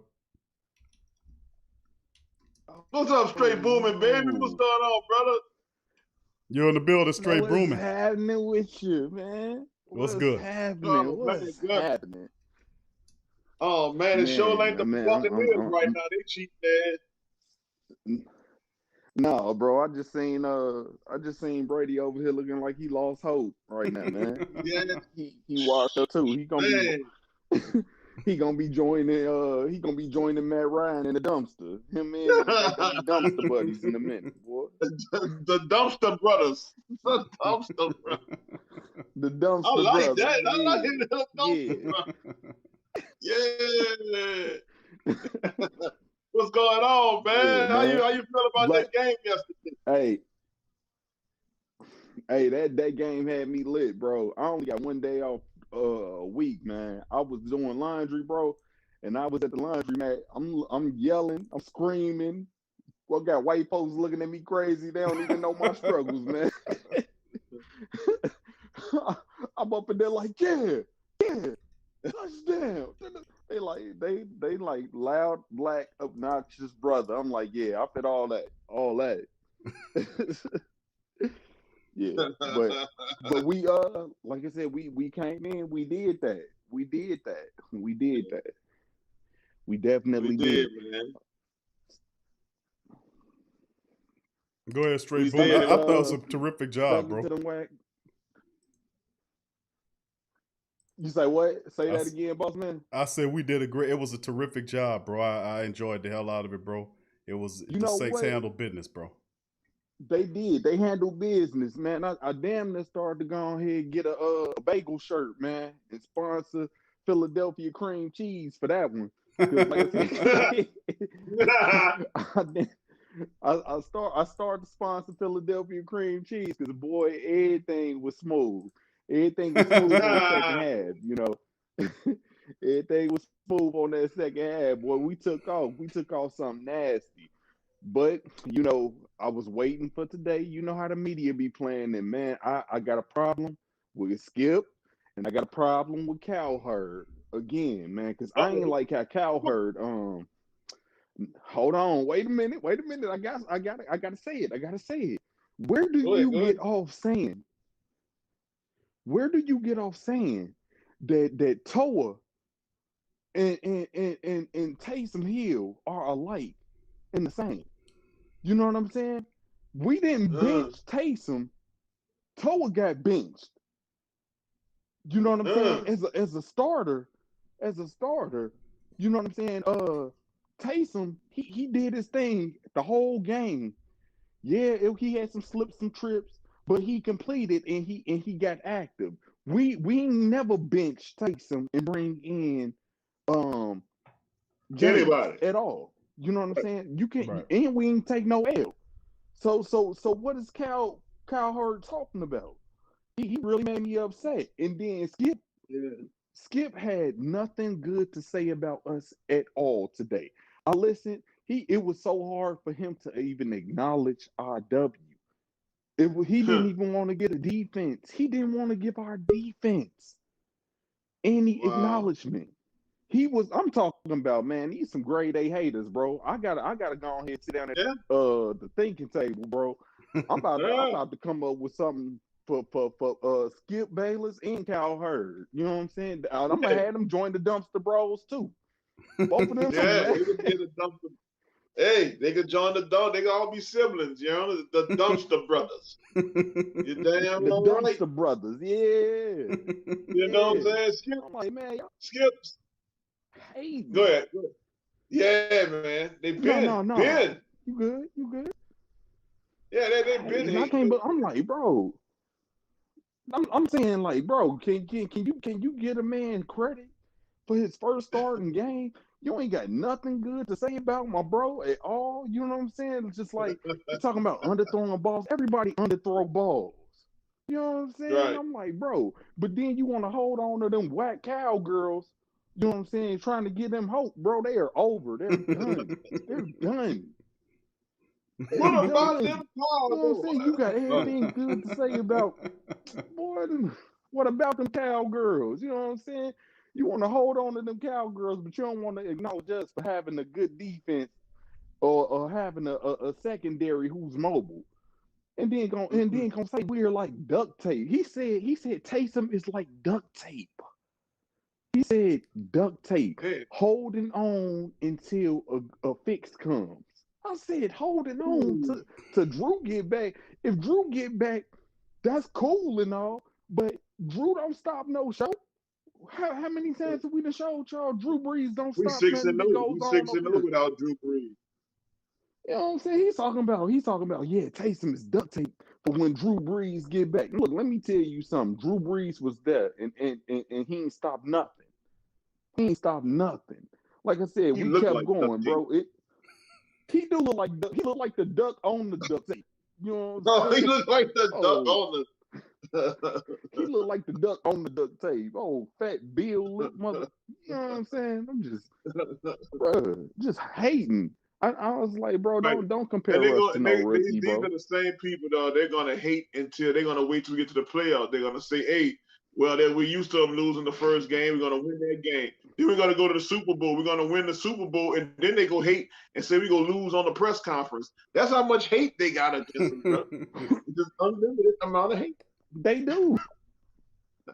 And I don't know the why. hate is so unorthodox. Sway, the hate is so unorthodox, bro. I don't know, because this whole year, I'm trying to tell you, don't nothing make sense. Ain't nothing making sense. But let me tell you, if this is the year that everything fall into place for us, like I said, what they gonna say?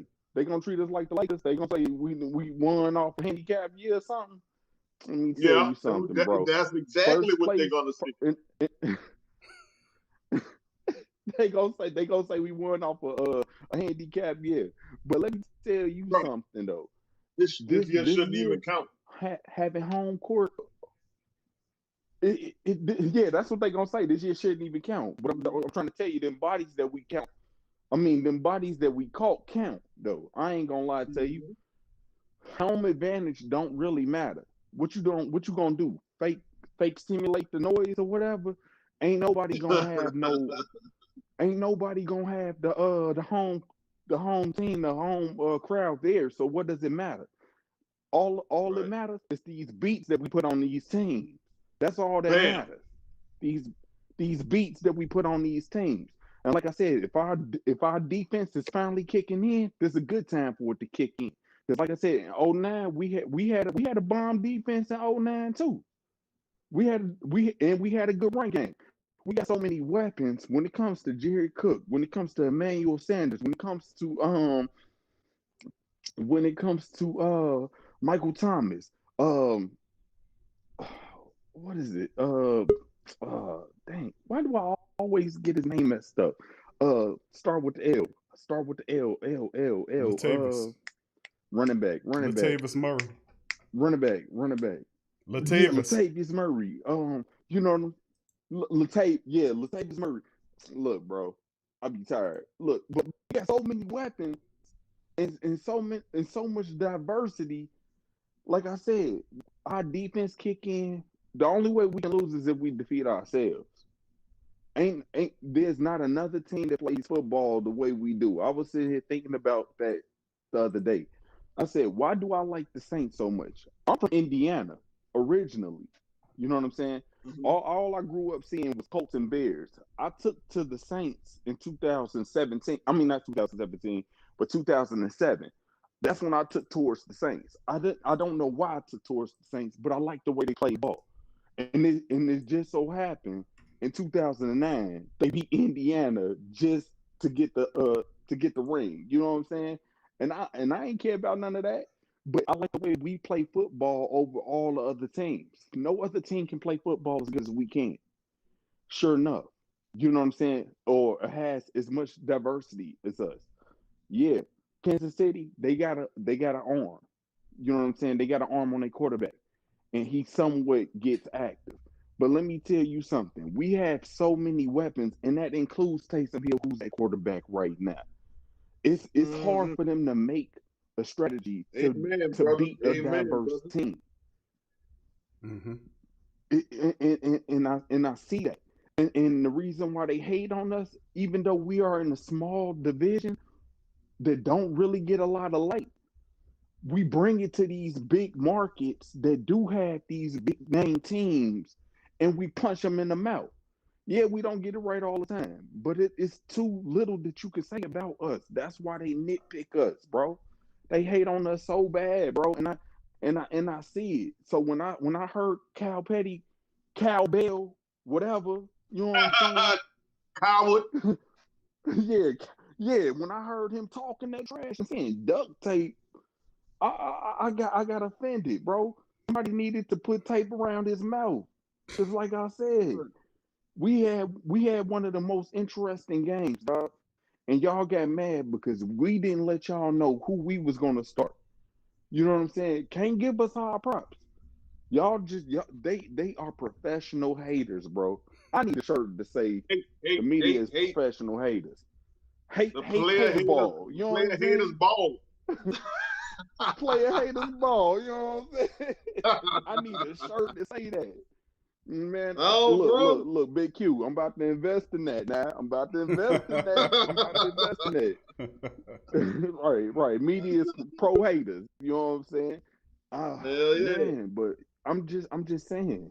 Like our next few games, it's a stretch. That's cool. We gonna go ahead and do it. But everybody got their eyes on that Kansas City game. Let me tell you something. Raiders don't play half bad football. Because like I said, we didn't have an answer for them when we came to their stadium. But my thing is this: if I'm sorry, I can't even get his name Take your out. time. I don't Take know your why time, I'm Rev. losing all these Take your names. time, Rev. You Hell know yeah. what? Usually, because it's like you always getting rushed, but it's whatever. Kansas City quarterback, dang. Mahomes. Oh, Mahomes. Patrick Mahomes. Mahomes. If Mahomes can go neck and neck, because like I said, Carolina almost had his number. Raiders almost had his number. You can't play these games with teams that you're supposed to be beating with ease, and they're playing neck and neck with you. How are you playing neck and neck with Carr? You know what I'm saying? Mm-hmm. Carr's trash. Right. He made it up in his mind that he was gonna go neck and neck with you, and you supposed to be the best, bro. And you supposed to be the standard. Let me tell you something. If we fine tune who we got, Tell we him, probably player. won't even need Drew Brees. We probably won't even need Drew Brees in that game, bro, because they not Hell gonna be yeah. able to. They offense won't be able to keep up with our offense, man. And I know Talk it. that We shit, got one of the son. best offenses hand down. I'm talking, man. I'm talking, man. And they Yeah. gonna get exposed. Lamar Jackson getting exposed right now, bro. They done just lost 2 in a row with their mobile quarterback, and last year he was the MVP hands down. What are they doing? Ain't nobody doing nothing awesome, bro. Ain't nobody doing nothing awesome. We doing stuff that's awesome, and they don't want to acknowledge us. We gonna punch Kansas City in the mouth, and they gonna hate that. Yeah. They gonna hate With a that. 2-piece. And I'm trying to tell you, my uncle, looking at that 2-piece. My uncle and my mama a Green Bay fan. Do you know how hard it is? And my fiance is a Seahawks fan. I'm beefing with everybody in my household. Okay, I'm beefing with everybody in my household. Okay, I'm up in here. Look. My son, the Saints fan. My son, the Saints fan, one day, then he got a Seattle Seahawks jersey on. I don't know how to take it, but I'm up in here fighting, hands and foot. But when Green Bay lost yesterday, I text my uncle and said, "Y'all some bums." And I'm gonna text all my Kansas City folks, and I'm gonna tell them they bums too. I'm banging on them. I'm gang banging NFL style. Yeah. Saints side. Yeah. Saints side, you know what I'm saying? And Big Q, when I get paid this Thursday, I'm buying the 2 rushes. First down, I appreciate it. We appreciate you straight booming, man. Much love, cuz. We got a few more people behind you, man. But I appreciate you calling in, dropping the knowledge, bro. Don't worry. We're going to keep winning, bro. That's going to shut all their mouths, bro, and make them a little bit madder and you a lot happier. So thank you for chiming in, cuz. As usual, appreciate the love and the support, bro. Hey, yo, who that? Thank you, bro. Who that, baby? That's straight booming chiming in. Big ups to the brother chiming in. We got several other family members chiming in as well. We got K. Scott coming up next, followed by Brother Jerry. We got Tyrese Last Saint in the building. And then Uncle Paulie is chiming in after that. Thanks, son. All right, K. Scott, welcome to the show, family. Let me get you right. Can you hear me? Yes, sir. I can hear you perfectly. Yeah. All right, man. How y'all doing? Who that? Who that to you, bro? Doing fantastic, bro. That's true, bro. I like your brother said, and like y'all be saying, man, I'm tired of disrespect, bro. I'm tired of disrespect, bro. They really hate us, man. They do hate the Saints, bro. They don't give Drew Brees no damn respect. Like, come on, man. This man threw. You combine all the damn quarterbacks in the history of the league who had 5,000 yards. Drew Brees got more than him by himself. Bam! Say that, then. And they forget that. Mm-hmm. They forget how this man lost 25 games. Now this how crazy. This how I found the statistics up, and you back me up. If take a chance, look at it yourself. You put this statistics up between Drew Brees and Brady. Brady's won 25 games in the last minute because his defense held them up. Drew Brees lost 25 games in the last minute because the defense gave up to back up the lead. That's the difference. That's the difference between your so-called GOAT, and our real GOAT. If we had a defense that could back him up, Drew Brees we would have about 4 or 5 titles. We'd be up there with the sorry-ass cowgirls and them funky-ass cheese packers and all them cheating-ass Patriots. We up there with them. We'll be up there with them.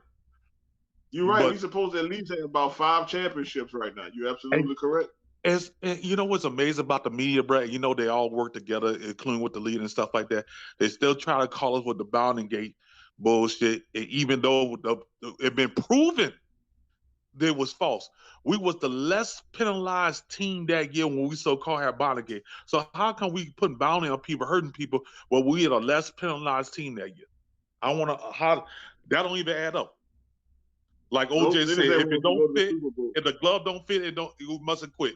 It don't fit us. We ain't not fit the crime. The only reason we got charged with that Bonnegate bull crap right there, because we had a Super Bowl team that year and a Super Bowl that year, and they didn't want us to represent.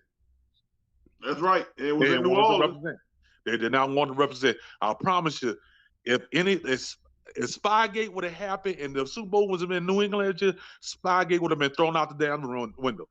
and whoever else who was trying to say it, were threw it out the window. Mm-hmm. But that's how it is. If you're not Pittsburgh, Dallas, New England, Philly, or even the Raiders or somebody, if you're not one of, or Green Bay, you're not one of the echelon teams, the big market teams, you're not gonna get the love. But they don't realize we're a big market team.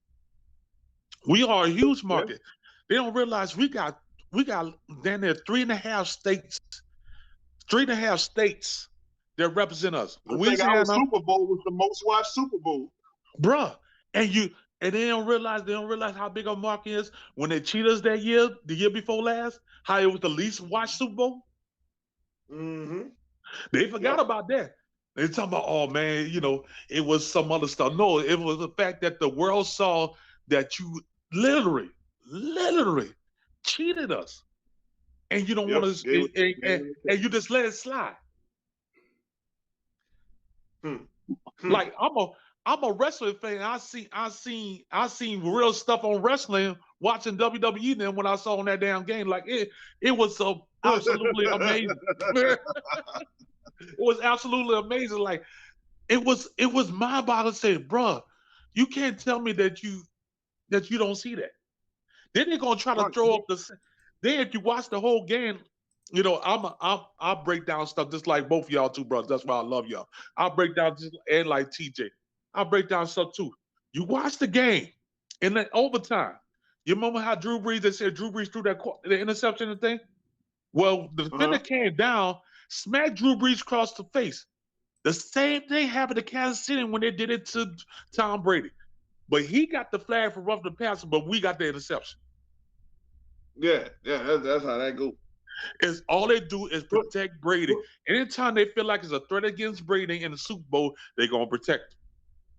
But my question is why? Why is there so much hate geared toward? And if anybody in the chat can answer, why is there so much hate geared toward the Saints in media and refs, and even in the commissioner? Why? Well, honestly, it really starts. It goes all the way back.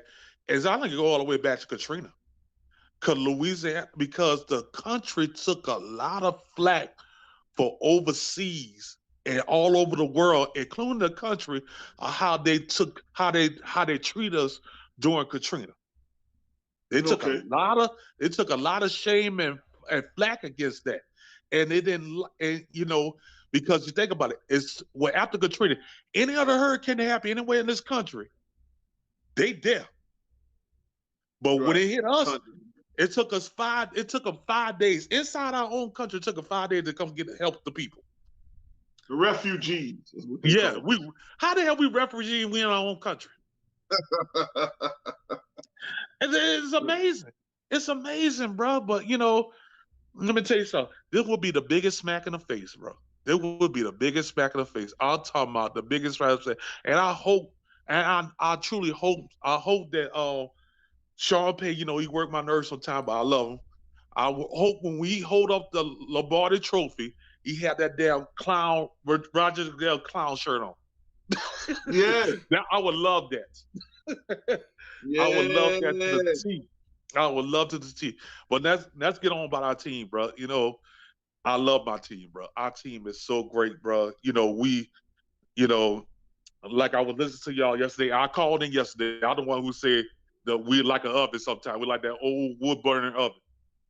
And it take a long time for us to get started, but once we get burning, we burn it. And it just took us a minute. And like you said, we didn't have, and you think about it, for the last 3 years, it was just like that. So this time we just didn't have no preseason games. We had no preseason games. So the first 4 games, unfortunately, was like a preseason game.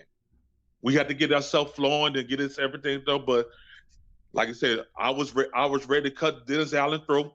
I said, bro, come on now. You got all these stars out here, and we giving up bombs at the bombs, pass interference. Even half of them we didn't deserve, but half of them we did deserve.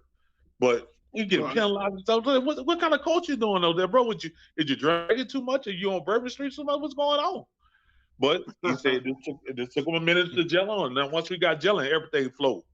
And I love it. I love our team, bro. They still don't want to give us respect, but that's all right. They gonna learn when we play Kansas City. We'll whoop on Kansas City's ass, and we're gonna beat them. I believe to this day, bro. The final score when we play Kansas City gonna be like 45-27. Yes. 45-27. They ain't gonna know how it happened, but they gonna know it's happened. You know, Mahomes, I gotta give it to Mahomes. Mahomes is a damn beast. That young boy is a beast. But he gonna have 3 interceptions along with 3 touchdowns. We gonna pick his ass up. Oh no. Yeah, we're gonna pick about 3 off. We're gonna pick him about 3 off because he like taking chances.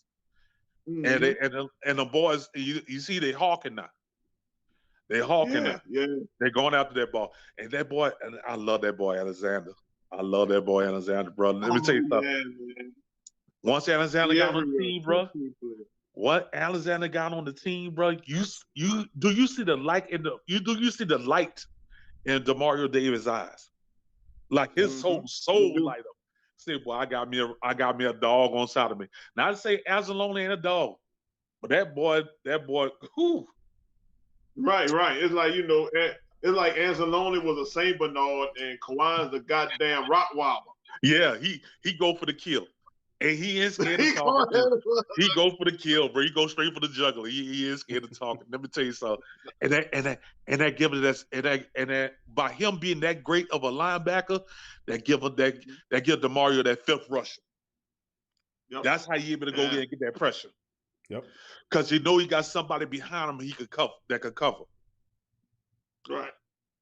And that's it. Now front foot. Now I truly believe that we now answer this, Q. Why did they didn't play Davenport much last game? I was looking at that, man, about Davenport, looking at his snap count. He got in there, it just didn't make the kind of noise that the rest of them was making, Yeah. Cam with the 3 sacks, and of course Trey with his 2, Onyemata with his 2, DeMario got going. And I don't blame him, man. You got to let Trey Hendrickson is hot right now. Yeah. You got to ride that hot hand, man, and keep Davenport limited until he's a complete, because you're going to need Davenport for the remaining of the season going into the playoffs. So, I mean, listen, ride the hot hand. You stick Davenport in there when you can. But let me tell you something. I like what they're doing. But K. Scott, bro, I'm going to give you the floor, bro. I got several other people to come. I'm not trying to rush you or nothing, my friend, but big ups to Straight Booming Podcast as well. Big ups to Dumpster Brothers. He gave that shout out.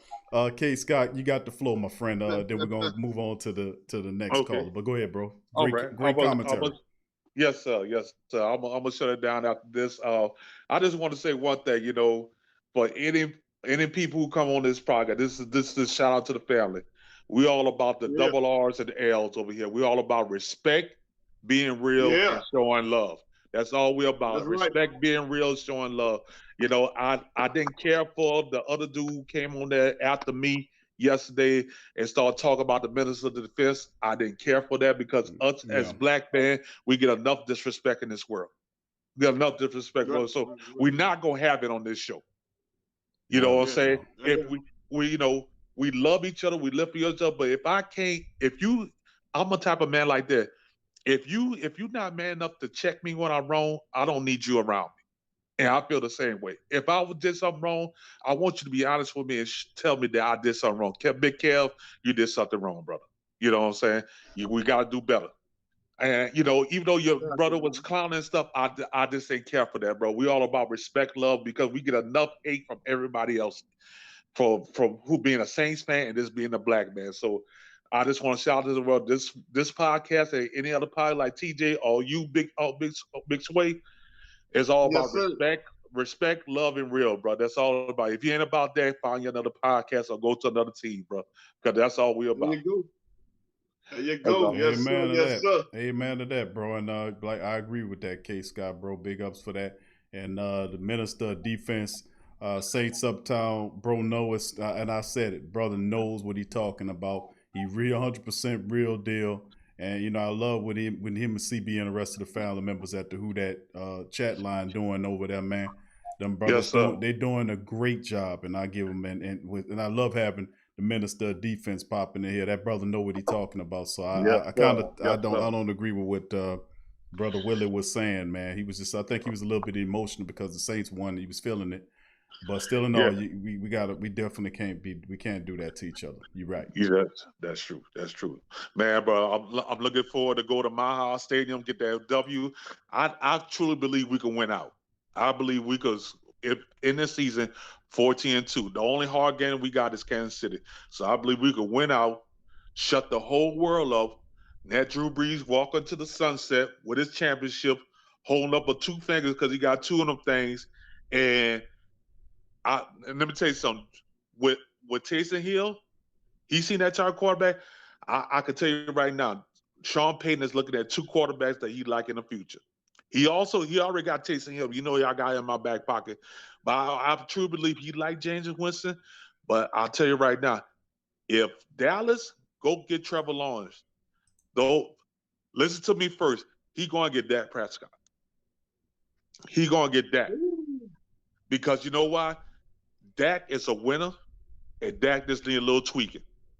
Hold on. Who going to get Dak Prescott? I believe Sean gonna get Dak, bro. I believe that because think about it. I believe what I said. Put like this: he saw something in Drew that nobody else saw in Drew. He saw Drew was a dog and a winner. He did take a chance. Yeah. I tell you, bro. I hate the Cowboys, but I knew Dak Prescott from Ole Miss. Oh, he was at Ole Miss. Yeah, from Ole Miss, Mississippi State. Oh, Mississippi State. And when I saw him for years when he played LSU, he gave LSU hell. He did. I don't know, bro. I mean, I like Dak too. I just don't know if he fits. I think I don't know if he fits with what Peyton looking at. But anything's possible, bro. You know, you never know. You never know how it shapes. You know, that's what I see and that's what I feel. You know what I'm saying? You know, I could be wrong. You know, there ain't no telling what the coach thinking. Right, anything possible, bro. But when I tell you, but think about it. If you pick up somebody like Dak Prescott, who is a dog who want to win, but he also got a chip on himself because he feels totally disrespected. Mm-hmm. Right. So you say Dallas gonna let him go? Yeah, he go. If Jerry Jones go get Trevor Lawrence, Dak Prescott gone. I don't believe that. Well, we'll see, bro, because I don't think Jerry recommitted to him, and Dallas got to move heaven and earth to get that pick, to get that quarterback, and I don't think the Jets are gonna give it to him. So we'll see how it shakes. You never know, bro. You never know. But thank you for chiming in, K. Scott. Much love to your family. You be safe out there, bro. Who that, bro? Who that? And that's brother K. Scott chiming in. Big ups to him for joining the show. Big ups to him. We're gonna bring in we got Last Saint coming up next. Uncle Paulie, brother Jerry, and the Iceman. All right, he got brother Last Saint in the building. How you doing, bro? I'm good, man. What's going on with y'all? How you doing today? Doing good, my brother. How you feeling? Good, man. I'm feeling good. No, you doing good? Nice to talk to you, bro. Yeah, I just got to piggyback on what your boy was saying. I can't take that Dak Prescott coming here seriously at all. I mean, yeah, he took a chance with Drew Brees, but New Orleans was starting fresh, and the Cowboys still back. They still fighting for the division. They just beat the Vikings in the convincing win, and then Dak Prescott signing back with the Cowboys anyway. Even though Jerry Jones trying to play games with a franchise tag, they're not about to drop that asset. Jerry Jones, bro. You know what? You know when the Cowboys are gonna win another Super Bowl, and I hate to say something, when Jerry Jones is gone. When Jerry Jones gone, maybe the Cowboys can win a Super Bowl because he's constantly in the way, dude. Be an owner and step the hell back, man. Yeah, it's crazy. It's crazy because you know how they say a fan can coach better, can do better than the coaching staff because he's looking at all angles. That's how Jerry Jones is kind of like a fan. I hate to say that. Yeah. Because that makes other fans look bad, but he's like a fan. And I mean, you think a fan would do all he can to try to provide assets, but this guy is not thinking clearly at all. Yeah, he's the reason Jimmy Jones rolled out, man. You know what I'm saying? You could have stayed on top, but Jimmy couldn't take that, man. Like, get from behind my shoulder, dude. Let me do my thing. You know, so I mean, I don't know. Breathing down their neck now. Breathing hard. Breathing hard down his neck, man. Shout out to the Lambs, man, with a 3-point lead going in the half on the Buccaneers. Man, I can't stand these damn Buccaneers, man. You know, they'll blow out all these weak and irrelevant teams, but when we play them, we manhandle them. Real tough. I mean, I just saw a touchdown by Mike Evans. He literally pushed those two DBs off him. But that was Chauncey Gardner. If that was Chauncey Gardner and Marshawn Lattimore, they would have cracked him. So, that's what I find too funny. Oh man, bro. They don't even make calls on the Buccaneers. Like, man, this is ridiculous. Call, man. This is crazy. They probably gonna go 12-4. They're probably gonna go 12-4 and get their ass click clack on. Click clack. Click clack. In the postseason. Hell yeah, man. I mean, last Saint, man, Taysom Hill, man. A lot of people starting to come around to Taysom, and are they really? I'm sure. Let me stop. I was giving you an opportunity to chime in on what your thought was on that. I mean, I ain't gonna keep going on with the notion of I was right or wrong. It's just that see, I didn't mean to do that. I was trying to be humble. It's not so bad. It's not so bad. But hey, man, listen, man, people aren't reading in between the lines. They're not looking ahead. They're not even looking into the past. It's kind of like people not doing their research a year before, but they're looking 2 days back. I mean, that's what I do. I mean, like I said, dude, people are looking at the tape. BYU is a run first. They're a run heavy offense because their quarterbacks are so dynamic. But if you got a guy like Taysom Hill who has 4.4 speed and that can blitz, and he can sprint throughout the pocket. He can run down the field, and he can throw.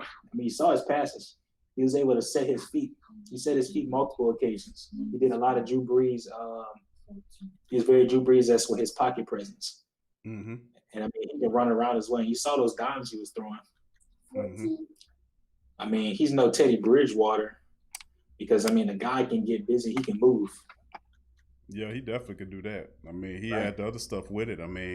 He just have to make the simple throws, and I think that's what the Falcons didn't realize, that they didn't think that Taysom can beat them. And that's not asking Taysom to do anything spectacular, mind you. I'm talking about simple throws that a lot of people didn't think that he can make. Make the read, make the throw, make the correct throw.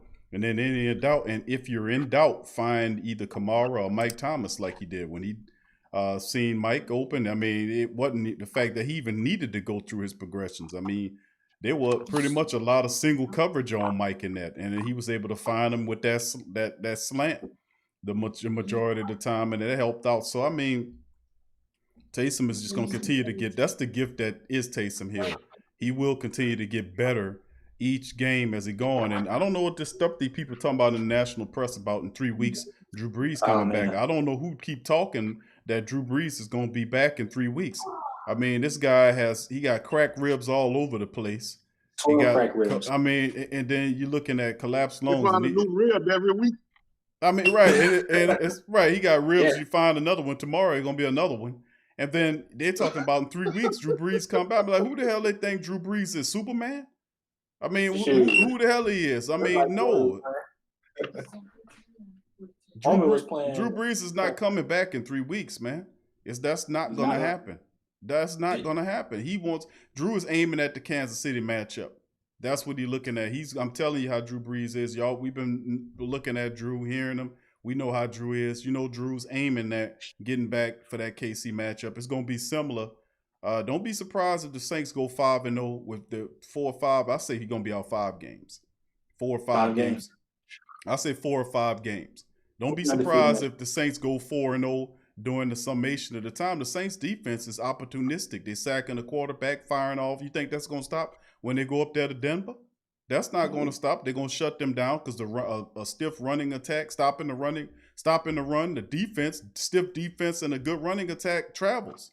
We can run the ball and stop them from running the ball. In the secondary, we'll have Laddie Daddy back next week and be fully dressed out. So I mean, no, we don't. We'll be 2-0 next week. Then we go up there to Falcon territory and knock them out of there again. So I mean, gonna knock them out. Same thing. And I want 30 burger next time on them. You know, we could have had a 30 burger. We could have had 8 sacks and 4 interceptions. Remember, Quine dropped 1, and somebody else dropped an interception. I forgot who it was. I want to say it was Chauncey Gardner-Johnson. No, it was Jack Rabbit. Jack Rabbit dropped 1, and I won't say Quine Alexander dropped 1. You know, y'all put that in the chat if y'all remember that. We could have had 4 interceptions in that game.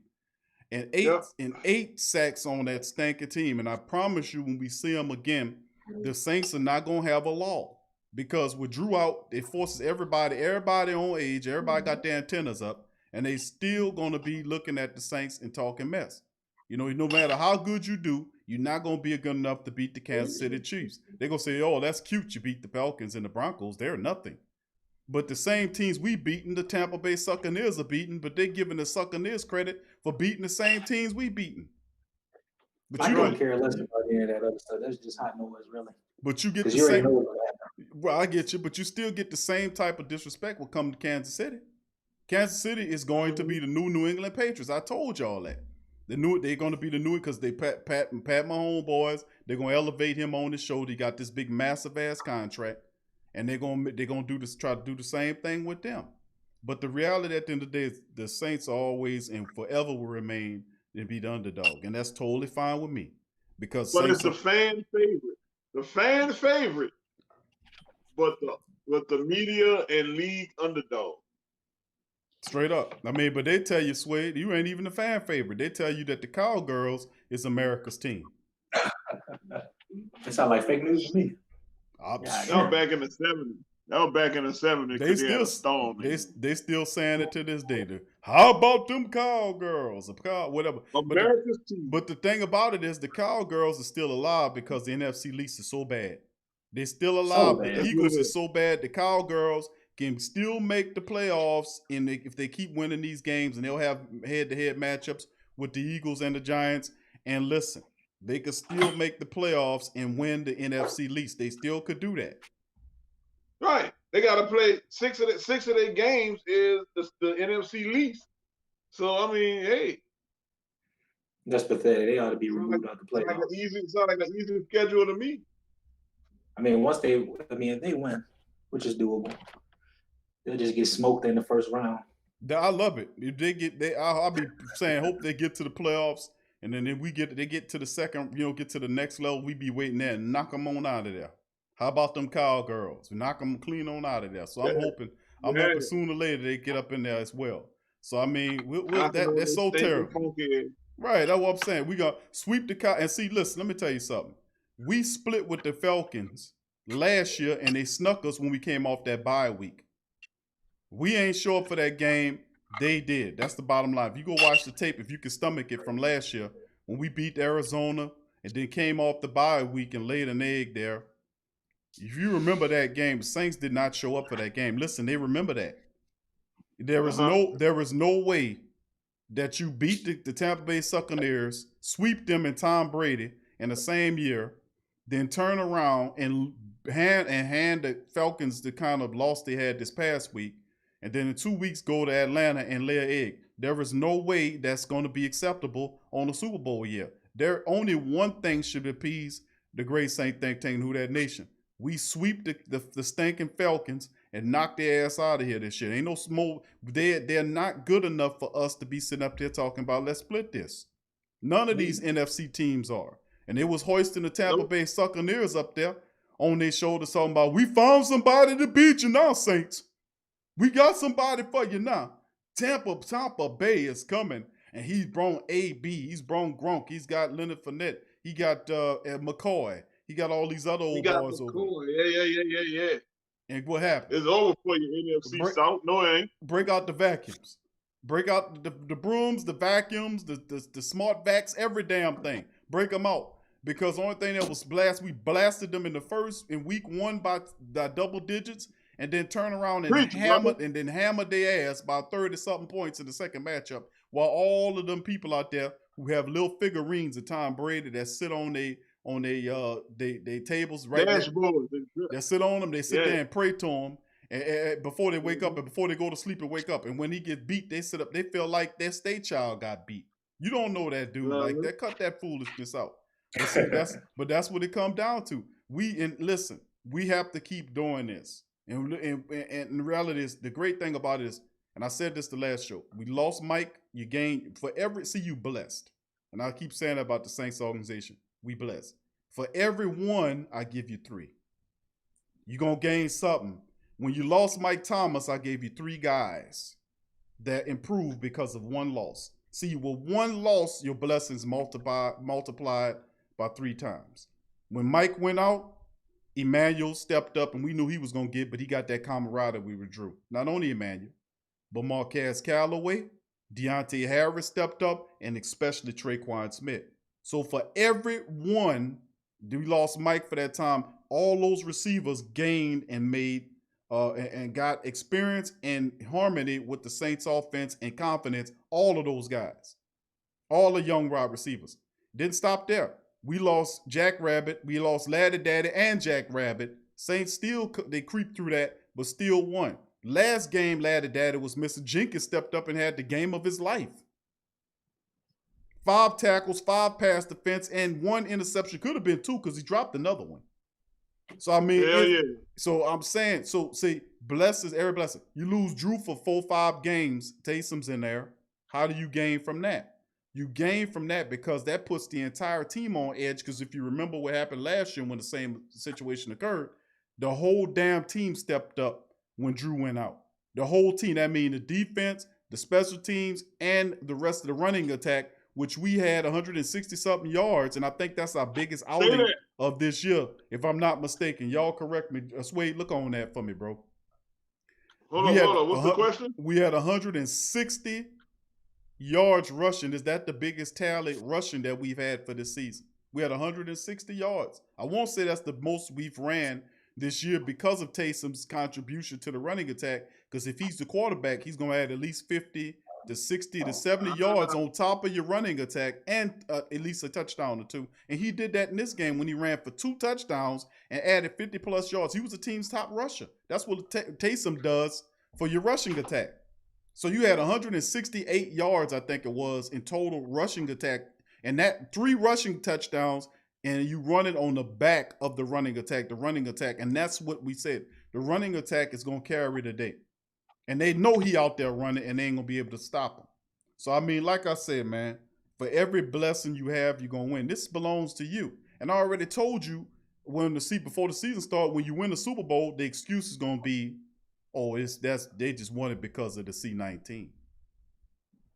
The C-19, that's why the Saints won it. If it wasn't for the C-19, the Saints wouldn't have won. They wouldn't have won the Super Bowl. That's what you're going to hear. But it's always going to be something because that's what the hatred is. It's for the black and gold organization. You represent the Saints. The Saints have always been persecuted. We already know this.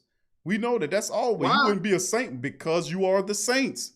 That goes back to when Almighty Mind, thank you for joining us. Our Almighty Mind subscribe. Who that to you, bro? Thank you for joining the family members. Big ups to your fam. Thank you. Because we are the Saints, Wade. You go back and you look all up in the Bible, who the Saints always been persecuted, my brother, because they tend. We got biblical, player. I'm just saying, bro. That's where they get it from. That's where they get it from. When you attach yourself with that powerful amount of that type of power, man, you're gonna be persecuted by weaker, stupid, dumber, evil people who are weak and flimsy and garbage. Y'all getting accused Jim moments. Pay attention. I'm just saying, bro. I'm just saying, bro. At the end of the day, bro, I'm not trying to take all the last Saint time, bro. I'm just saying, man, is that our team, bro, is what it is, bro. We don't have a garbage ass birdie name like the Seahawks or whatever that is, the Falcons and the Eagles and all these old people's name. We ain't got all that there. We don't have the dragons and the rams, the Luciferianist rams and all this stuff. We don't have all that. We don't. We are the saints. Drop that shit. We are the saints. We the saints, and we stand against all that. That's why the referees hate on you, and they didn't believe me for a long time. The referee, and then these stealing ass names like the Raiders and the Buccaneers. No disrespect to Jason, but you know what I'm saying. You know what a Raider is. A Raider be stealing shit. So is the Buccaneer. Buccaneer steal shit too. The Buccaneer pirate on the water. He taking the stuff from you. Comfortable views. Thank you for subscribing. You got your ship out there, and the Buccaneer coming. He coming to take your stuff off the boat. He ain't trying to help you. The Raider, he coming to steal shit too. So like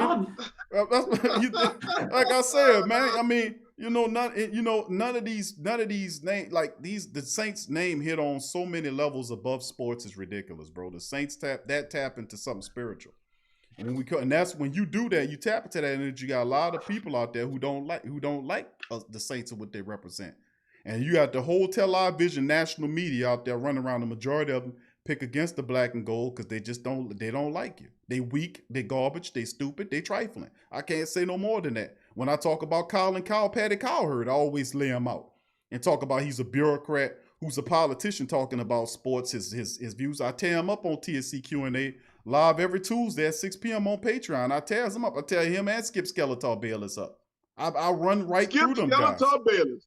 Yeah, those are politicians, man. These guys are bureaucrats on here, man, trying to talk about sports, man. Come on. You don't know nothing about the Saints, bro. You can't sit up here and you don't watch, you don't listen to all this stuff. You don't do what we do. We eat, sleep, and drink this stuff.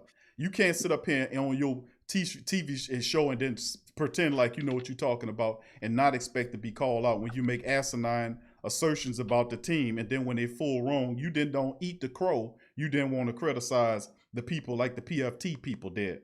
But then I called for to your search queue. The Saints' best running game was the last game against the Falcons with 168, and their second best was against the Lions. They had 164. Okay, so you're right. That was their best running outing. And it's gonna be more. Just expect more from that, bro. And I'm saying in the next couple of games, bro, expect the Saints to break the 200 mark. I'm telling you, watch the Saints gonna break, because it's gonna be one of them games where Kamara gonna be running wild, Latavius gonna get his shine, and then you're gonna see Taysom tearing it up. You're gonna have a game where Taysom scrambled about 10 or 12 times. You're gonna have about 70, 80 yards and a couple of scores on there, because I'm telling you, it's coming. The Saints is gonna keep moving this thing around, and I'm thinking you look at the second half, you can't help but to look at the tape. And I'm telling you, the plays in the second half were drastic. They were different than the first half plays, and you can see the rhythm and the harmony of the confidence of the offense really started to appreciate to that. So I mean, like I said, I ain't trying to take up. I know we got other calls on that. Thank you, Dirty South Voodoo Jack says Q. We had 168. Thank you, bro. All right, thank you. All right, and the rest of the family members, appreciate it. But last thing, go ahead, bro. I'm gonna give you the flow on this before we jump. We got Uncle Paulie. I think it's Uncle Paulie behind you. I'm sorry, I got a little winded right there. Yeah, we got Uncle Paulie behind you, and then we got the Iceman coming after you. But go ahead, bro. The floor is yours. Yeah. I'm just gonna say, because Taysom Hill, I mean, dual threat quarterback. I think he'll be an evolved version of Lamar Jackson. Lamar Jackson's problem is he doesn't have a mentor to guide him, and he doesn't have a good coach at all. The coach invested heavily into his running capabilities instead of his accuracy and throwing. Taysom's been learning this Drew Brees, Sean Payton offense for 3 years. He's dynamic. He has dual capabilities. So what caps Drew Brees off is he's not mobile. Well, I mean, Drew Brees is pretty fast.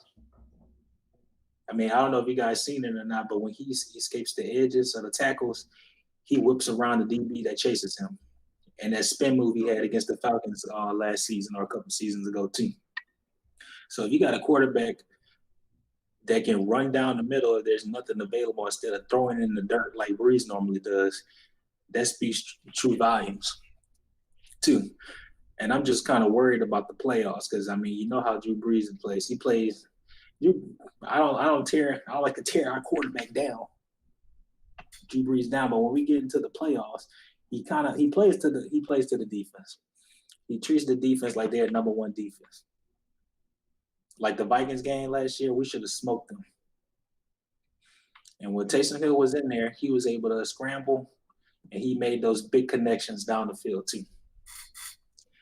Because the last thing I hate to see is for Taysom Hill to start and Drew Brees to get benched for playing dumb. Because I am not trying to see the defense choke at the very end again. I want to see an offense that's constantly rolling, where first downs can be taken into effect, where your quarterback can constantly scramble and he can deliver a hit too. Because you know what they say, a quarterback shouldn't be getting hit. But the quarterback we got, he built different, literally. Because he built like a linebacker. And he's been making tackles before. He sure is, man. That dude is built like something different, like an action figure. Yeah, Seriously. He tough, man. I give you that, man. Most of them linebackers don't even much want to tackle him, man. I can tell you that much. And he loves the contact. That's the thing about how many quarterbacks love initiating the contact running. That's because he has a running back mentality as a quarterback.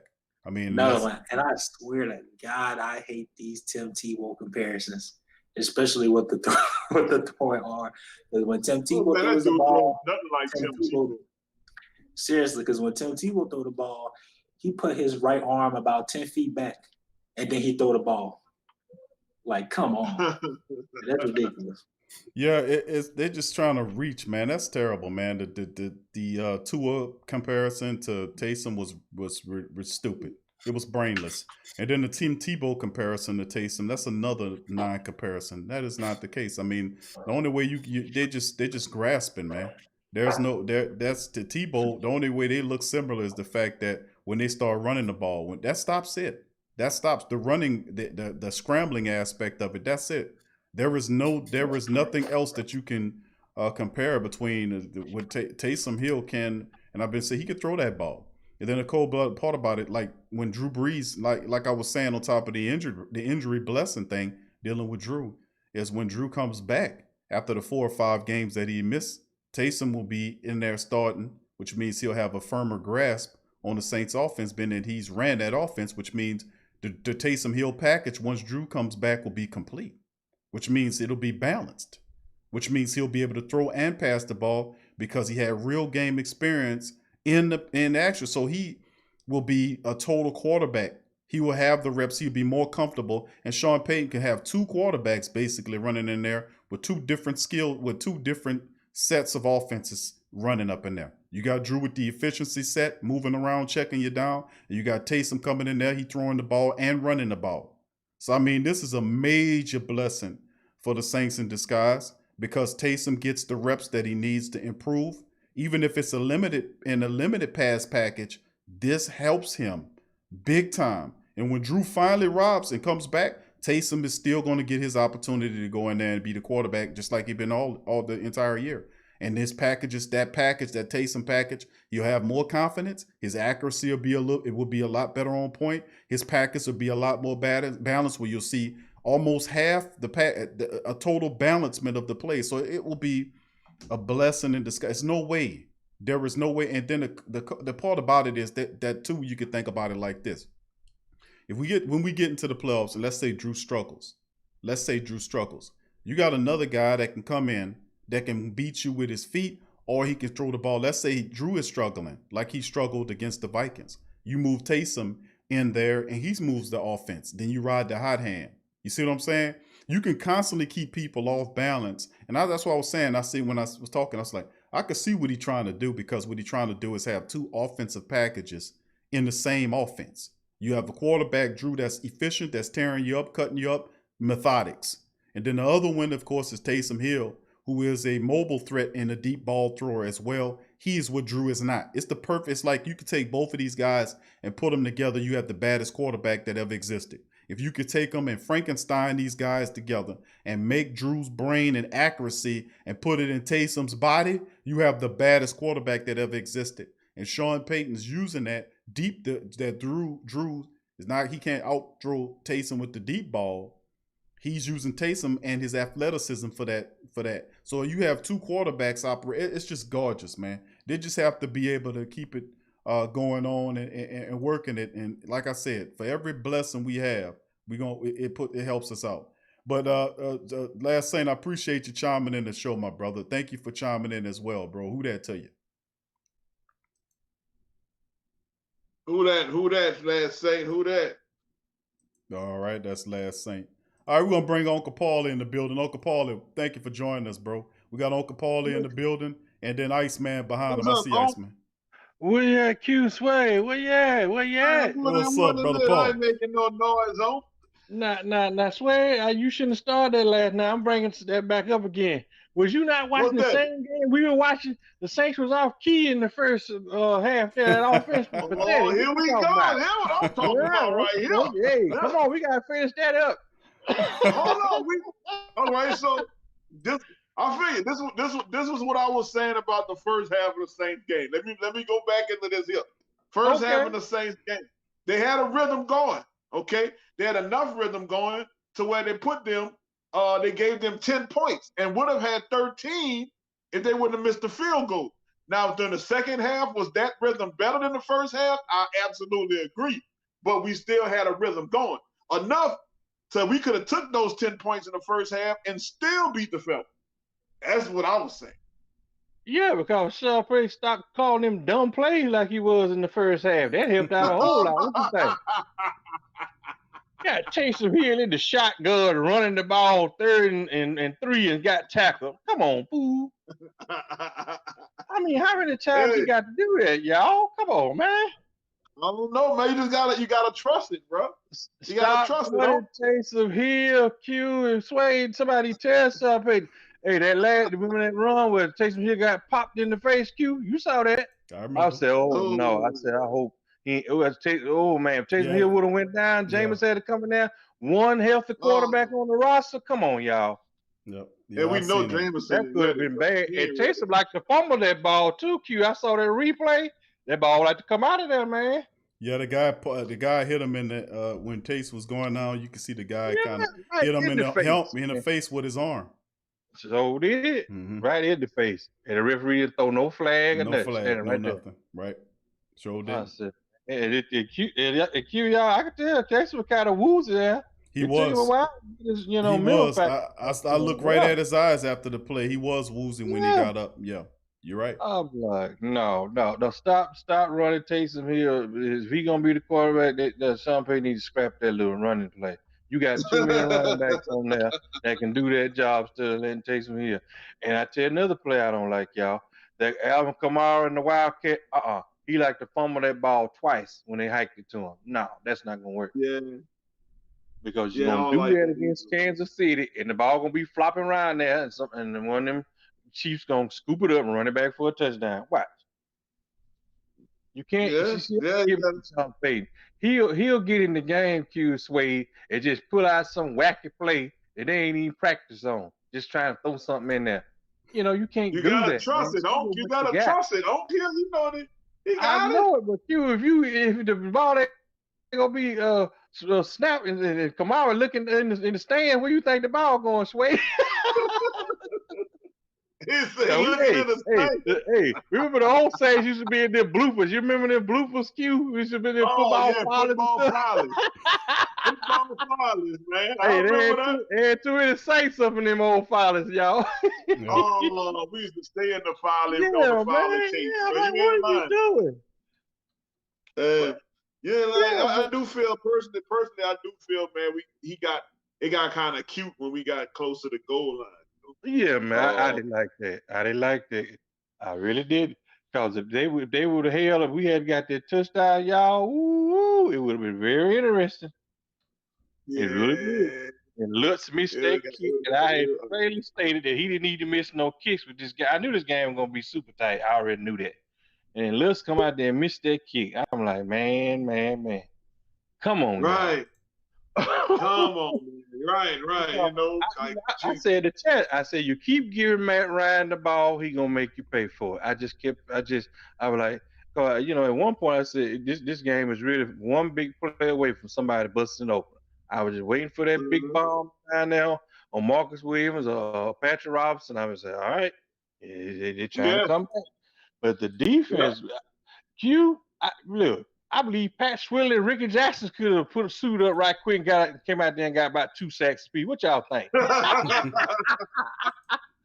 This boy was sacking and people coming out the stands sacking people. Right. Put the jersey on. That Go was get your great, sack. man. I enjoyed that. Boy, that was Dome Patrol Part 2. That was awesome, Yeah. bro. That was awesome. Beautiful. I wish I Shy ain't seen Tutter that many sacks got since him the on old some of swag. it. He didn't get no sack. Shy Tutter didn't get nothing. No, he didn't get one. I know Davenport could have got one. I seen in there as well, but I mean, it was it could have been intercept. I mean, it could have been 2 more interceptions, at least one. I mean, they left a few sacks and picks on turnovers on the table with the Falcons. Right. But listen, And they were climbing all over. That you brought that up, cute. I'm gonna tell you why. Jenkins dropped that ball called WWE. Blake grabbed his plait, man, and pulled that man hair and make him drop that ball. I saw that mess. You saw that sway? Yeah. Now that was different. Yeah, he pulled it, which is legal. It's legal. I never seen nobody really do it, but he pulled it. He pulled the hell out of him. Jenkins' head, you saw his head snap back, and while he was snapping back, while he was trying to grab that ball, and made him drop it. That was an interception right there. Hell yeah, he sure was. It was the defenders would have did that to the Falcons receiver. Unsportsmanlike contact, illegal hair pull, 15-yard penalty. They just made up a penalty. Yeah, but they called everything. Oh, and the Rams just scored a touchdown, by the way. What? Rams scored a touchdown. Yep, they up 20, about to be 24-17. That's what I'm looking at, Q. Sway. This is what I'm seeing. I'm seeing the Saints in the NFC Championship game is going to either be Green Bay or Seattle. One of those two. Yep. What you think about it, Sway? What you think? All right. Well, you know what? It's always any given Sunday. I'm gonna say the Saints NFC Championship. I'm gonna say the Saints, and I'm gonna go Russell. I'm gonna say the Seahawks.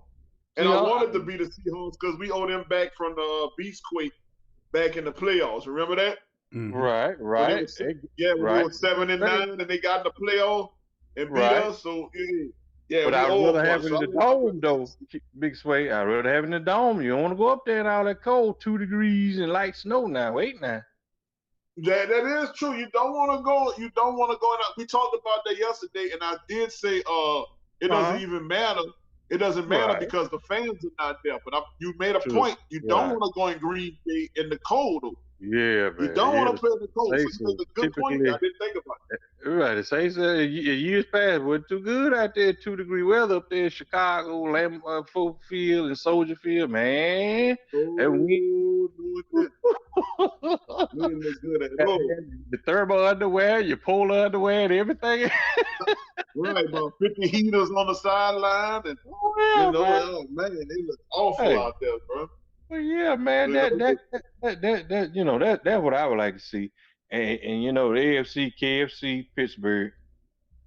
Now Pittsburgh have been fumbling this stuff, and y'all. Let's be honest, they've been fumbling this stuff, but they've been pulling it off every week. Seems like, but sooner or later they gonna stumble real good.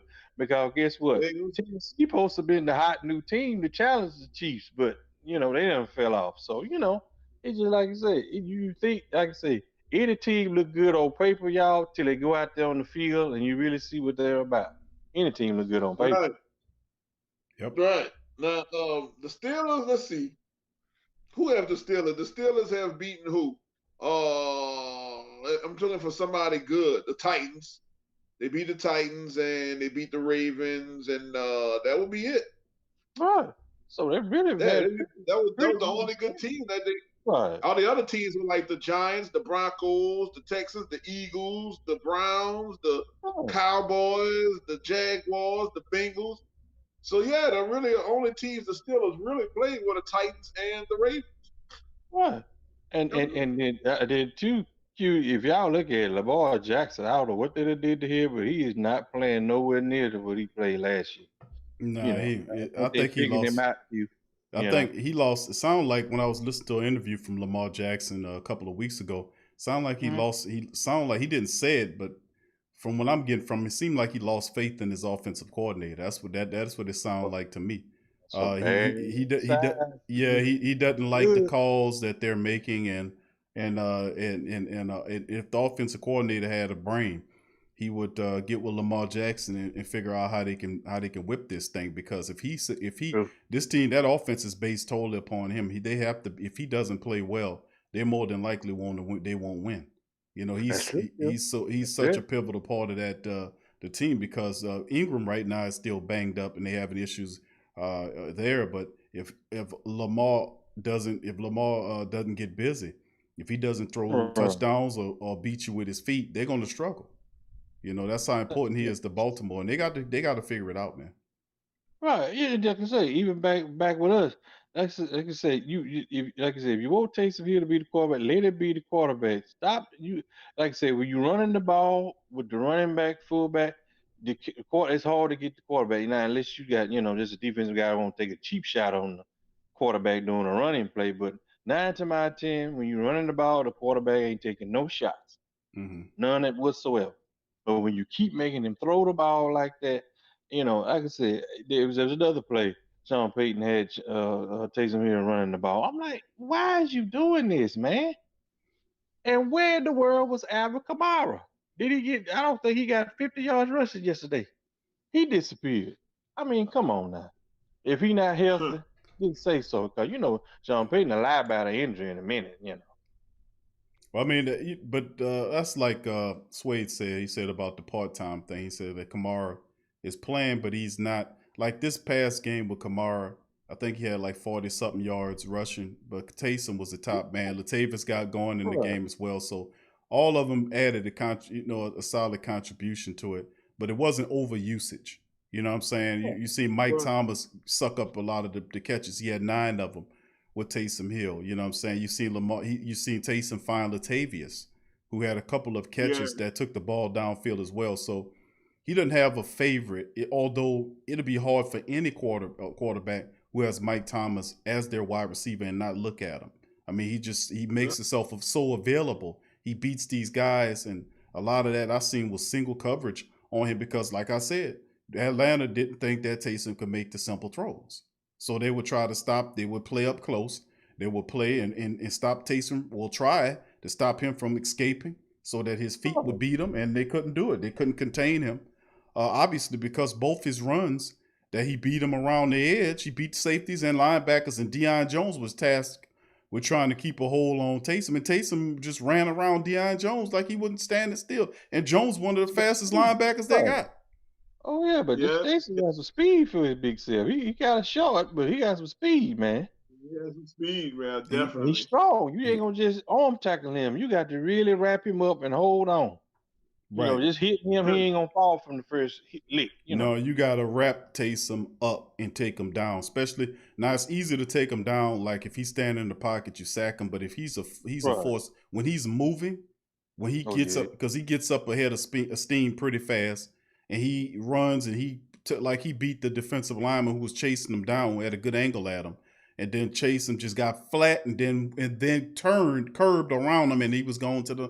And that's the thing. Right. And then, not to mention, what's different about him is that he's a run. I tell you, he's a running back. No, he's not gonna slide.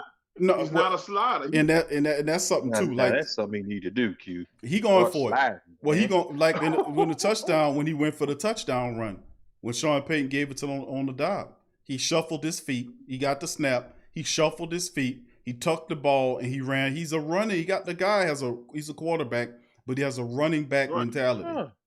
And he will lower his shoulder on you. Ball with 2 hands, Q, like Larry Zonka. You're right. Hold that ball, man. So he can't keep doing that, Q. You remember Larry Zonka sway? You over there laughing. You know what I'm talking about. I never saw Zonka fumble. Every time he come up through there, he had that ball. I tell you somebody else that hardly ever fumble. Big John Riggins. You ever see somebody run? They got 2 hands. From the Redskins. Redskins, right? Yeah, they did the Jets, before that. But I'm telling you, they hardly ever fumble. They were like, if you put the ball on the ground, the coach gonna put you on the pan. That's just how they work. They hated for you to fumble. Remember Zigbo? He fumbled one time, Q Sway, in the preseason game. Sharpay said, "You out of here." Oh, man. One time. Zigmo? Yeah, one time. And it wasn't Zigmo's fault. The guard missed the block and got him blasted by the linebacker. But now Sean Payton, your fault. You out of here. Some folks just like that. You know, it's all right to be how the guy, but like I said, you don't want to. Like I said, you got to put Taysom in. Like you said, Q, you've been saying it all the time. If you put Taysom in, give him the plays that's gonna work for him. You know, but sooner or later it's gonna be a team where he gonna struggle. But Q, if Sean Payton be committed to the running game, even if Taysom Hill struggle in the next couple of games, the Saints still will have a legitimate chance to win. You know.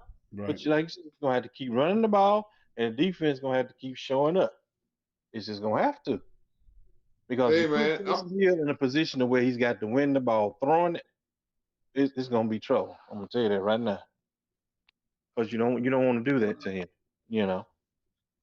Right. I'm still marveled at the fact you brought up Zeke Moore. Oh yeah. I'm still marveled at the fact you brought up Zeke Moore, man. I didn't even know about it. I had to hurry up and research this dude, man. 5th round draft pick in 67. This dude had 14 kick returns for 405 yards. Man, I tell you, the guy back in the day, they didn't play. You know? Yeah, Zeke Moore, huh? All right now. Look at that, man. See, brother, always dropping jewels. Dropping jewels. He the historian, Sway. That's why I told you. Recent think tank historian. Uncle Paul is in the building. You got to do that. Like I said, I don't want Les Missing up there looking like Russell Erxlaver. Don't do that. Just man, Monster, turn that lace around away from that. Don't do that. because back in the day, y'all, we lived and died sometime on Martin Anderson golden foot. Now y'all know I'm talking right. Yep, pretty much. Oh man, that's the is he still the most scored the most points for the Saints? I'm pretty sure it should be Drew Brees now. I for his kicker, he's the best kicker the Saints have had, And thank God, Saints almost passed on Martin Anderson. Yeah, that's crazy. Almost passed on. So, like I said, we have history of passing on people like Eddie George and even Doug Williams wanted to come. A lot of people don't know. Walter Payton wanted to play for the Saints. See that? Didn't know that. So hold on. Hall of Famer Walter Payton. Not to cut you off, bro. You know what? I always wondered why if a kicker or punter would be drafted in the first round. And again, Q, Oakland laid some jewels on me. I done looked this dude, Russell Exelman. What his name is? Yeah. This dude was a kicker and punter drafted in the first round, son. Exactly. Yeah, Saints used to do that. That's that John Meekumness there. Yep. They was high. They was high on the special teams, man. They really was. They really believed in them kickers, making sure those kickers hit those points if they needed them, bro. So it's a lot different. Played with the Saints from 79 to 83, man. First round draft pick in 79. Pick number 11. Number 11 as a kicker, dude. Are you serious? I know. Now you don't hear that too much. I mean, the last time you hear them taking kickers in first rounds was Janikowski. When the Raiders took them, they don't take them too often anymore, like they usually was. But I mean, unless they really fantastic and you're really bad with the field goal game, but that's a very important part of it, man. And now you can find a kicker anywhere, pretty much. Soccer, or it's not. Well, I ain't gonna say it's not. It's hard to find a kicker. It's hard to find a good kicker. You right, good kicker. You right. It makes them clutch kicks, cause especially like at overtime, you can't be missing kicks at overtime, baby. No, all it takes, whoever scores wins. It ain't like college. Right. One team scored, and the other team get an opportunity to keep going back to somebody to stop somebody. But in the pros, whoever scores field goal, touchdown, safety, whatever, the game's over. Mm-hmm. So that's what I'm looking at. I like I said. The first half is safe struggle, but I don't want to see that game in and game out. Wait until the second half to try to get it together. No, you're not going to be able to do everybody like that. You're going to have to come out hot and get your thing going and go from there, because, like I said, you go against Kansas City doing that, you might walk out there with a loss. They gonna come out hot from the get go. What y'all think?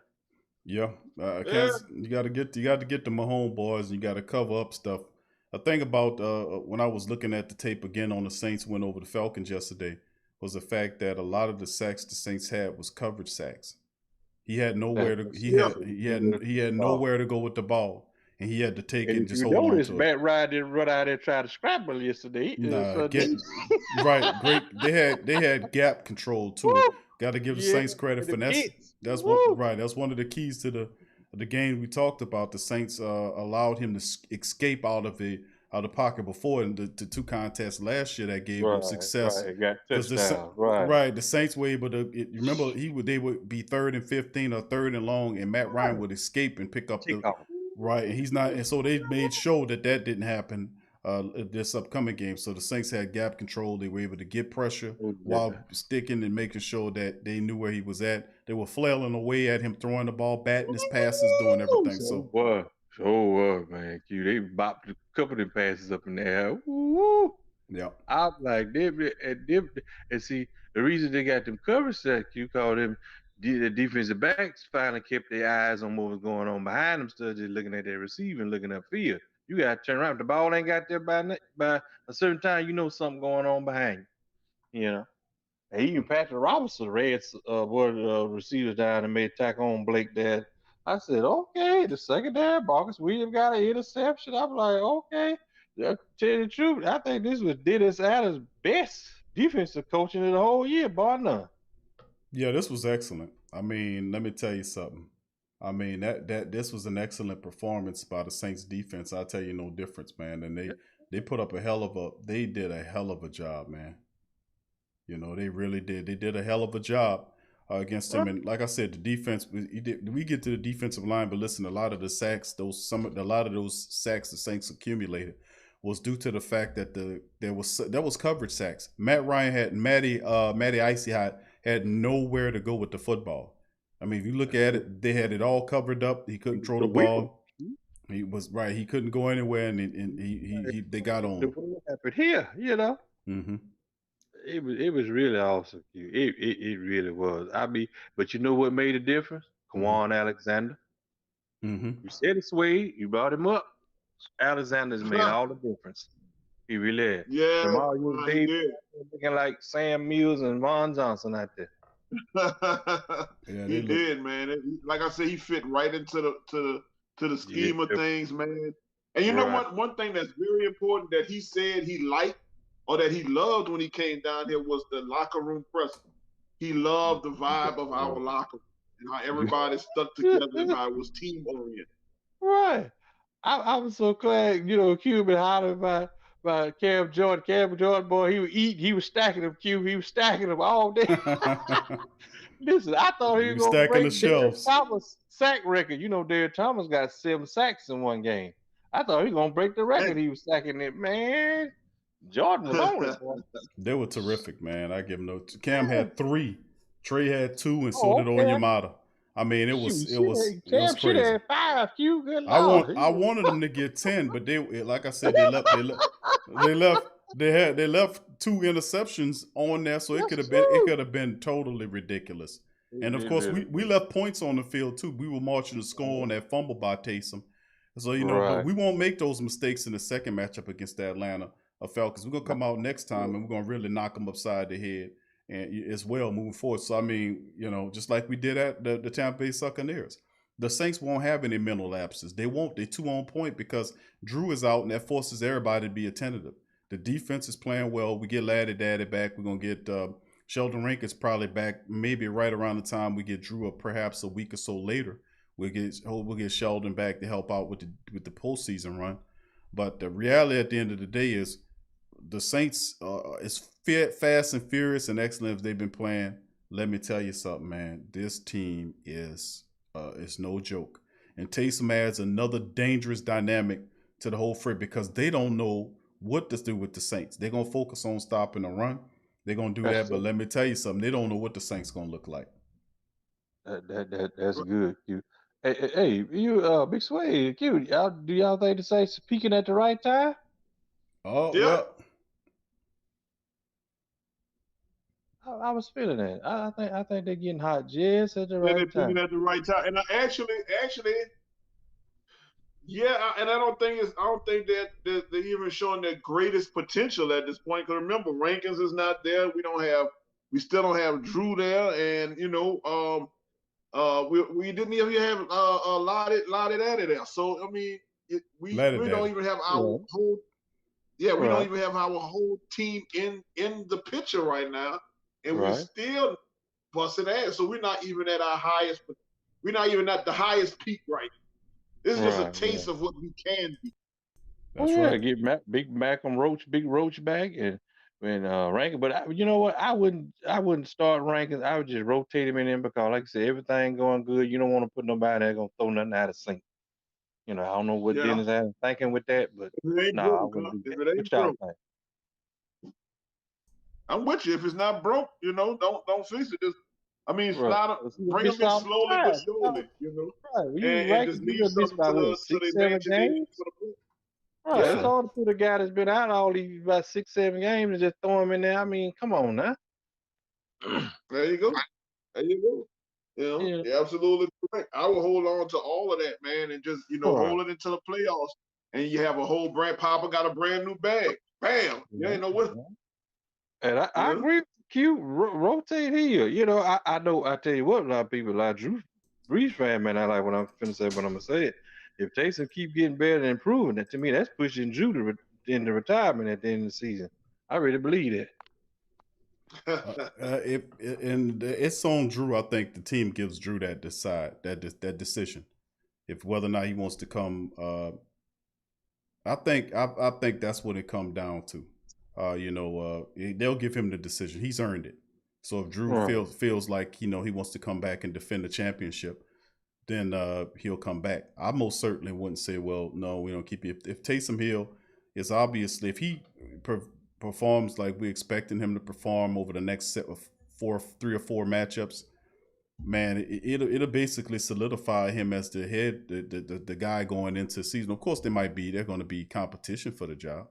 I mean, but Taysom would have to be seen as the guy. If he comes through with a Teddy Bridgewater type performance, over the last 3 or 4 weeks, how could you deny him that opportunity? Plus, he's under contract for that 8. We got 2 years, $16 million. The contract can go up to 20-something million. So I mean, it's like I said, it's on Drew if he wants to come back, and fight another year to defend it. So y'all think they'll put Jameis Winston on the streets with the same? No, I think Jameis stays. You think they'll hold on to him? I think he stays. I think you know what, you brought that up, Q. You may have forgot. I think that's probably why Sean Payton really don't want him to play. He don't want to go. He don't want another Bridgewater happen. Yep, I agree. Well, I mean that's you never know with I wouldn't be surprised though, bro. I'm gonna be honest with you. I don't know if he's looking at it. He wants to suppress. And I heard what the family member was saying about not wanting Jameis in there because they won't suppress his dollar figure. But he's suppressing himself because he took that $1 million contract. He could have gotten $3 or $4 million. They had teams that were offering, if you go back and look it up, they were offering Jameis Winston $3 to $4 million, to be the quarterback. And some of them was giving them an opportunity to compete for the starting job. The reason why he picked the Saints and came here is because of Teddy Bridgewater, which is a good friend of his. They both from Florida. And Teddy said, listen, you go there and learn under Drew, and you can do this. And then, of course, when he got to deal with Carolina, that was Veritas. So Jameis is a reclamation project, just like Teddy B was. And Jameis is looking to hit on the lottery, just like Teddy B did. Only one issue was Taysom. Could you unseat Taysom? And then Taysom was the dude. So, you had to give the man the opportunity to get in there and see what he can do. And if Taysom does a Teddy Bridgewater type thing where he goes undefeated, it's hard to deny Taysom the ability to be looked upon as a guy that's leading. If Drew retires, that he has to see him as the apparent if he puts on a show like that. You're right. You're just as right as you can be, Q. But you know what? I just be the Kansas City game. Neither here nor there. To me, but as the season goes, things change. But I really believe the Saints got an opportunity to go 14-2. What y'all think? They do. I agree with that. I I agree. really believe I that. agree, yo. Keep I say you hit it yeah, right if they down the keep head. their head on Who right, that? shoulders, head on it right, and keep their nose clean, I think they can go 14-2. Because you're gonna want to have one or two games at home in the playoff. I'm not saying be afraid to go on the road, but you want that first game. You want that at home. You really do. Yeah, yeah. Yeah, I think another thing I think they also keeping a hidden weapon they keeping, and this is my opinion. This Ty Montgomery cat. He got into the game for the Falcons. I don't know if y'all saw it. He got into the game and he was in the backfield, if I'm not mistaken. I think it was with Murray or Kamara. I saw that, Slade. I saw that, but he didn't get the Yeah, it was ball. only one play. He was out there, He right? got into the game, Right. and then that was it. But Right. I think this is a secret weapon. He's not really unleashing yet.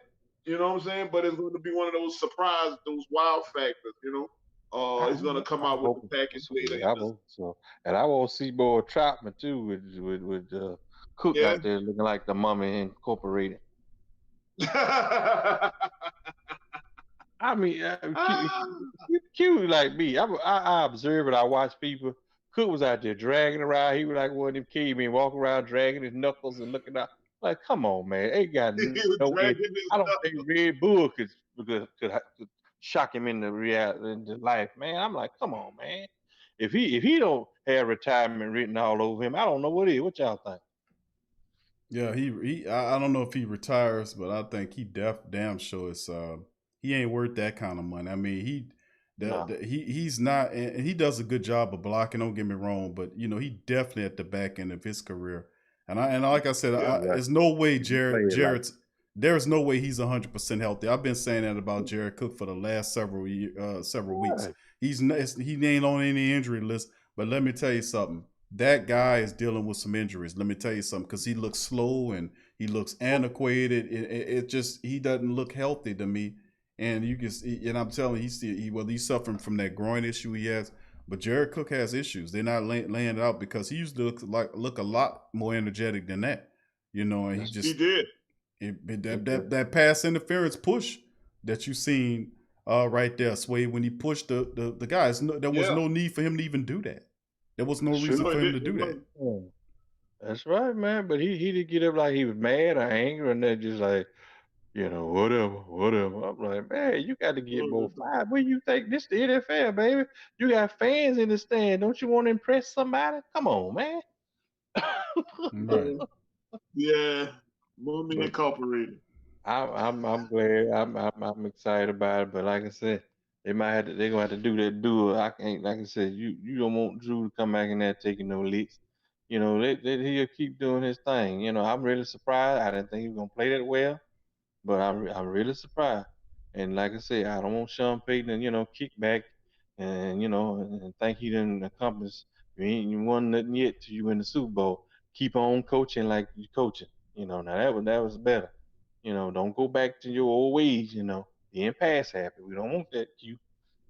Right. He got to keep it balanced, man. And right now, I think he's hitting on the right plays. And I think the defense covers up a lot too. Because if it wasn't for the defense being stiff and strong like they were yesterday, when the Saints offense wasn't hitting on and scoring the touchdowns to extend out the game, you got to give the defense a credit. They kept them suppressed and kicked and made the Atlanta team take field goals as opposed to touchdowns, while the Saints offense started putting touchdowns on the board. And I think they held firm. They were terrific.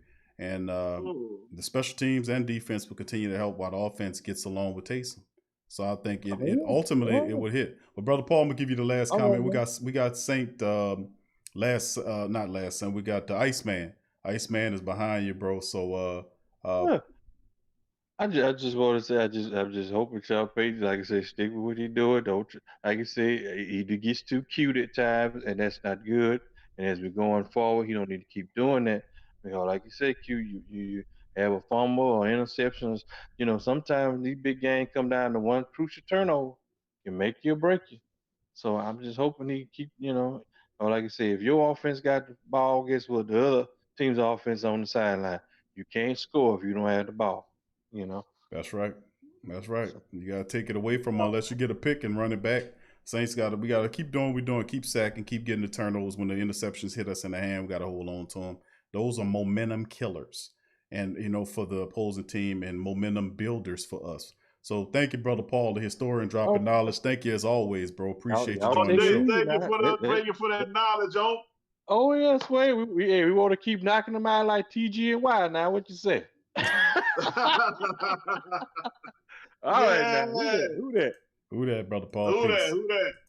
All right, that's Brother Paul. Appreciate the great the great think tank historian chiming in. We're gonna bring in the Iceman. So by the way, brother, before we bring Brother Iceman on, just want to let everybody know I'm sitting here looking at the game and I see the refs cheating. There was this play, man. Brady got sacked in the end zone and fumbled the ball, and they said that he had control, and it was like this incomplete pass. Though it was ridiculous, dude. But they're knocking Brady on his ass.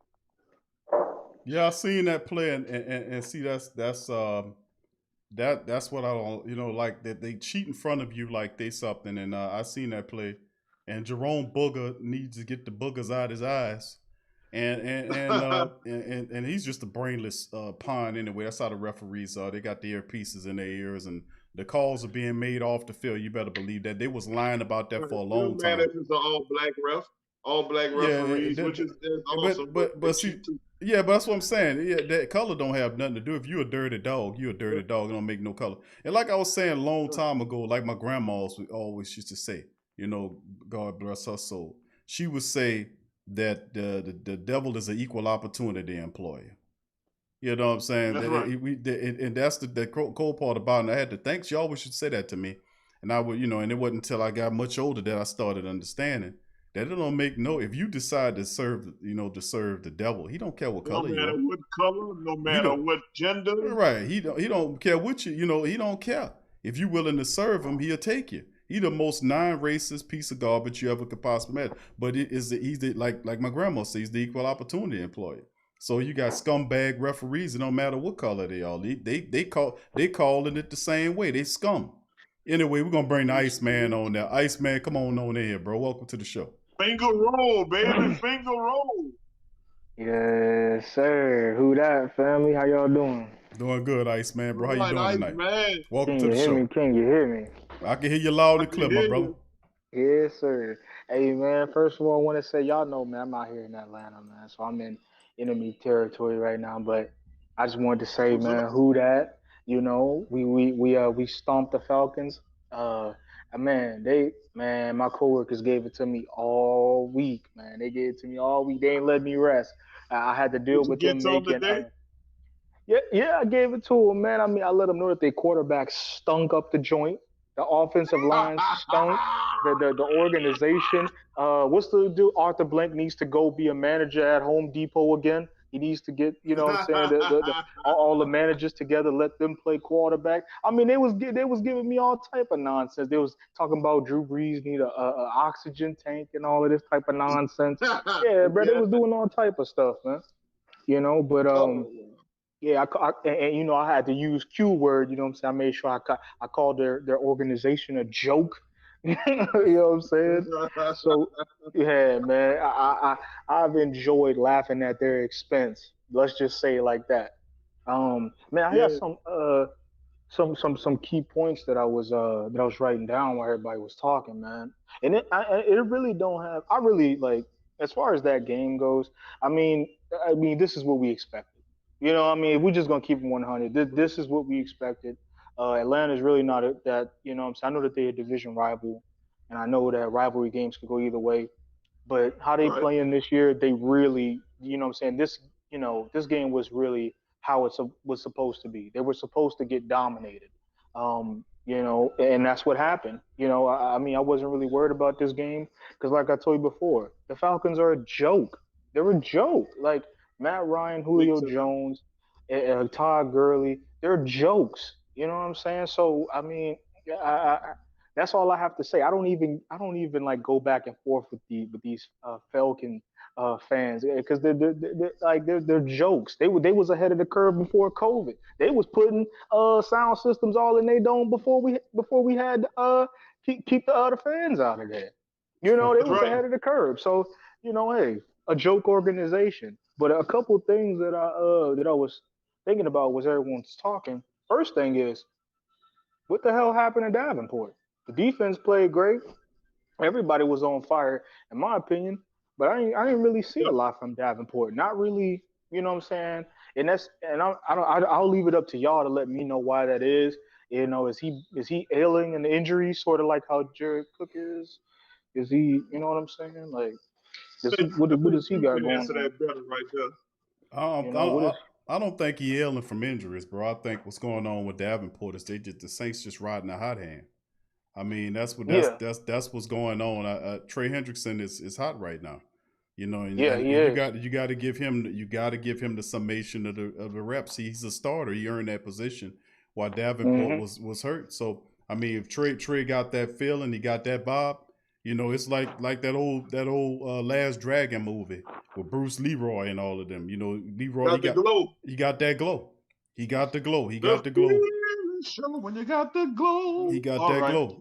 Trey Hendrickson got that glow right now, and that's what Yeah. it's about. And then the Saints are doing it the right way. They're riding the hot hand, and they allow Davenport to come in there and he make a few plays. But listen, let me tell you something. This is the perfect time to kind of to kind of work Davenport in there slowly and move him in right now because the Saints looking long range down the line because having Davenport in the meat and potato stretch of the season is what we looking at having him there for. And I think that's a big plus of you having Davenport for the playoff stretch, and then you get that, and then I think you get Sheldon Rankins back as well, and Drew, you know, he'll come back. But I'm saying we getting those guys ready for the playoff run because remember Trey Hendrickson and Davenport, we very rarely had those guys when it meant something late in the season into the playoffs, and looks like we'll have both of them. So that's fine. But ride the hot hand is always the best method, and Trey's hot right now. Keep doing the same thing.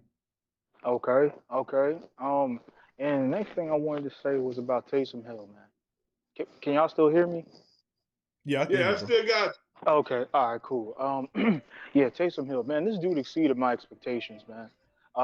You know, listen, man. I'm one of the people that thinks that, you know, the mobile, or not at least, you don't have to be a running quarterback, but at least the mobile quarterbacks now are kind of becoming, you know, more present. You look at Kyler Murray. You look at Russell Wilson. You know, Lamar, Mahomes, all these guys. You know, they're not trying. Well, at least those guys. You know, Lamar looks to run sometimes, but those guys are not really looking to run, but they can get out of there if need be. You know what I'm saying? So I had an expectation of Taysom coming in here, you know, of maybe him being sort of a game manager, kind of, you know, looking at what he was going to do more in the pocket. But he surprised me, man, for real. Like, I didn't think that he was going to have that good of a game. I thought he would do okay, but I didn't expect him to to go through his progressions the way he was doing. You know, I'm really proud of him to see like how far he come as a passer. Because we all know what he can do as an athlete. We all know what he can do as a runner, as you know what I'm saying, as the utility guy. But man, it's just something about Drew Brees, man. That dude must, I don't know what he got going on, but we need to start saying Drew Brees got the glow. Cause man, this dude, Drew Brees, I mean, you get around him, it seemed like your whole life changed or something, man. I don't know what that's about, but I think that's pretty dope though. But them hot boys, that's what I call them. Them hot boys, 58 and 56. Woo! I like that. Somebody about to have some problems. Them hot boys, they about to have some problems. I'm telling you, man. I mean, hey, I'm talking about them junkyard dogs, man. Hey, man. Hey, they was getting up in there, and that's what I like to see, man. I like that defense when they play like aggressive and nasty, man. You know what I'm saying? Like get up in there, man. Right. You know, don't play with them, man. Take their money and move on, man. You know what I'm saying? Right, put your but foot on the gas. yeah, man, you know, don't play with them, you know, and that was really good to see, man. And you know, before we got the guy, I didn't really know who Quan Alexander was. I had heard the name before, but I had, you know, not really known who he was. But he surprised me, man. I didn't know he was that good. I seen him on some footage, you know, like his highlights and stuff like that, but I didn't know that he was like, you know what I'm saying, that good, man. That dude, you know what I'm saying, he was making some some plays, man. He played good, and it's nice to see that the Saints can cover the tight ends now, because I really don't want to see nothing going on with Kelsey, and I don't want to see nothing going on with Darren Waller ever again. I'll tell you that right now. So that was good to see. But let me pivot real quick, because we had I think it was last week, you did a live, Q, and somebody brought up something very interesting. And I've been pondering on this for a minute, and I want to know what y'all think, man. We brought in the third quarterback, right? Is it like T.J. Barrett or J.T. Barrett? No, it's Trevor Siemian. Oh, God. Anyway, Trevor Siemian, man. Right. I'd like to know, man, why didn't they give, and I'm not trying to, like, you know what I'm saying, make this a spectacle or nothing like that, but I would have liked to see the Saints give Kaepernick a shot at being the third string backup to the backup type of thing. You know what? I never thought of that. Because my thought process is, hell, if AB could get a job, Cap could get a job too. You know what I'm saying? Like, why can't he be the third string? It ain't like we expected him to. There's no pressure on him. It ain't like we expected him to come in and dominate and fight for the position. You know what I'm saying? Right. I feel like he would be eager just to get in a uniform and just to get back on the field and stuff like that. You know, he could. I just feel like he could. You know, it would be good. It would. Yeah, you could just at least give him a shot. Like even if he played bad in the. Even if he played bad in the like, you know what I'm saying, you give him a little audition or whatever. Even if he did bad, at least you would have, you know what I'm saying, just went to see. Because, like, what are we really trying to do with Trevor Siemian? You know what I'm saying? Like, what are we trying to do? Like, not a damn thing. You know, so, and that's even showing, that would be showing people that you at least trying to look for a quarterback, a veteran quarterback after Drew. Because you know, take some 30, hell.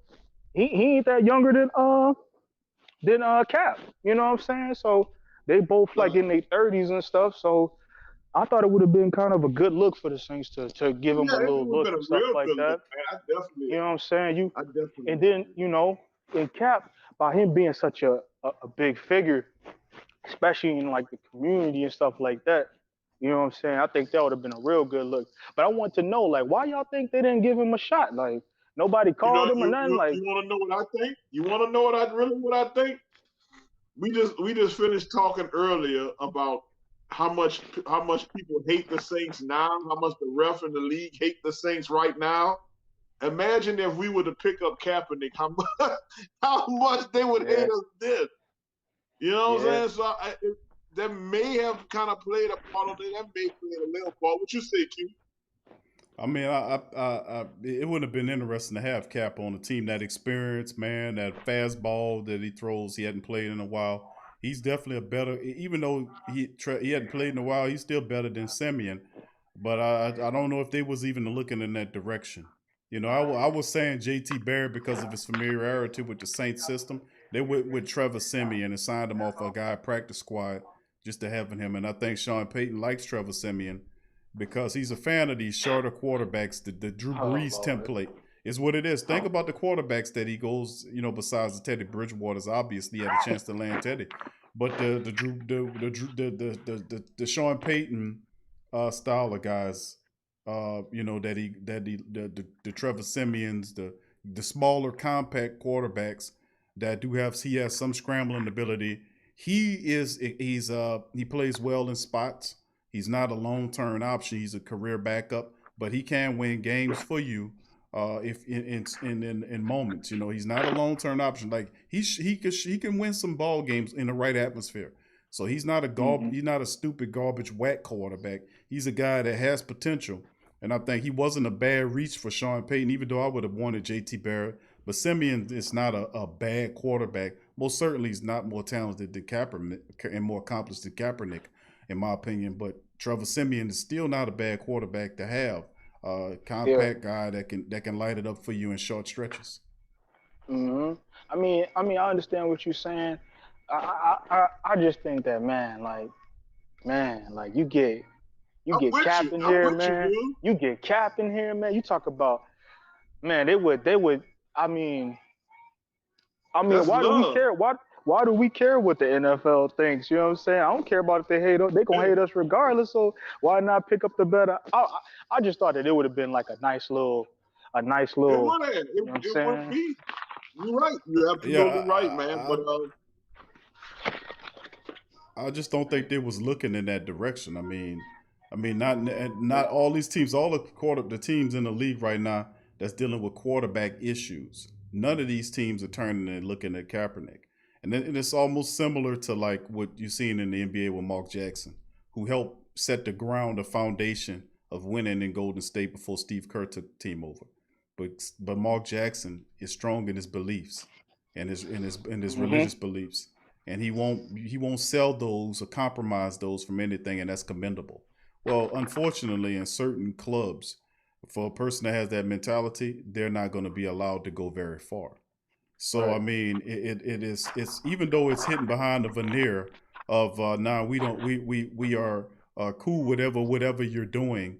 But the people that's in control, they really are it's a lot of them the opposite of what and it's just what it is. It's the wolves in the sheep clothing type of thing. Is what I'm saying. Mm-hmm. Because it's slick side blackballing the guy while saying he's not blackballing, but he's not getting any calls. When players who are severely less than him, like Mark Jackson, didn't get one phone call, and I found that hard to believe that Mark Jackson, as talented of a head coach as he is, that nobody picked up his phone and rang his phone to even ask him if he's interested in coaching or give him an interview, despite the fact that he said that he was interested in coaching. Come on, Q. So not one person rang his phone. So I mean, it's the act of it's this commentary like back in the day. I used to tell, and Swade can attest to them. I always would talk when I used to read a lot of old books back in the day. And Swade been knowing me, like he said, for 40-something years.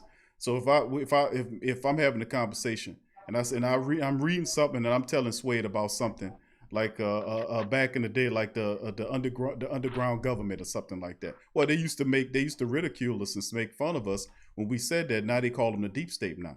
But I thought they didn't exist. The same thing happened years ago when people would say there was a mafia. Oh, there ain't no such thing as that. That's just a conspiracy. But now everybody know they exist. See, it's the same nonsense all Area over. 51.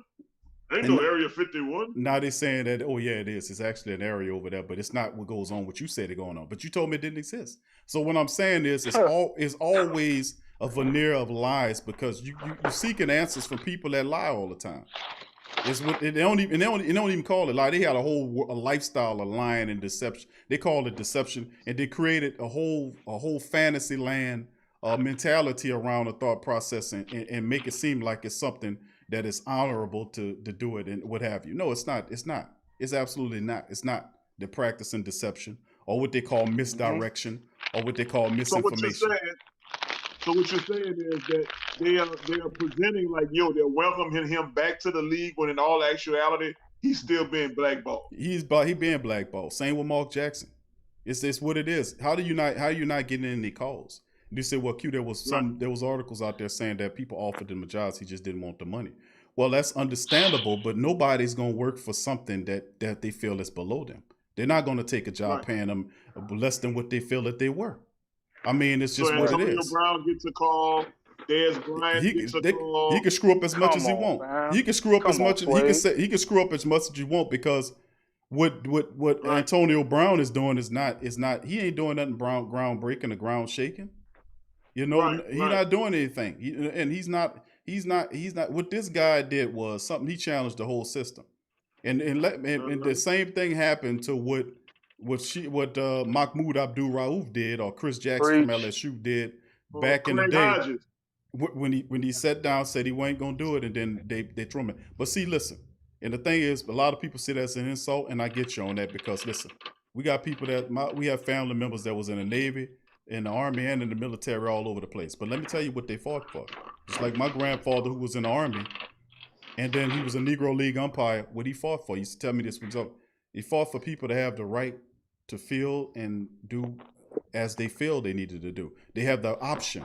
That's what they fought for. The option to do what you want to do. We do not live in a country where you forced to do something that you don't want to do. If you don't want to do it, you simply don't do it. And nobody can force you to do that. Now that's fastly going away. That's fastly going away, mind you. But the reality is this is everybody got bad stuff to say about this country, but they don't say nothing wrong about all these other countries out here tearing their people up. You know, they people running across the borders and they ain't taking care of their own people. Why is that? What's going on? Why you need to be brought up on the court? Because you ain't take care. If I had a country, my number one thing is to take care of the people in there. That's my responsibility. If I'm the president of the country, I'm going to take care of the people. I don't care what color y'all, whatever, what's wrong. We're going to make sure you get food. We're going to make sure we have the jobs. We're going to make sure we don't let the corporations overrun you. We're going to do that. That's what respectable leadership do.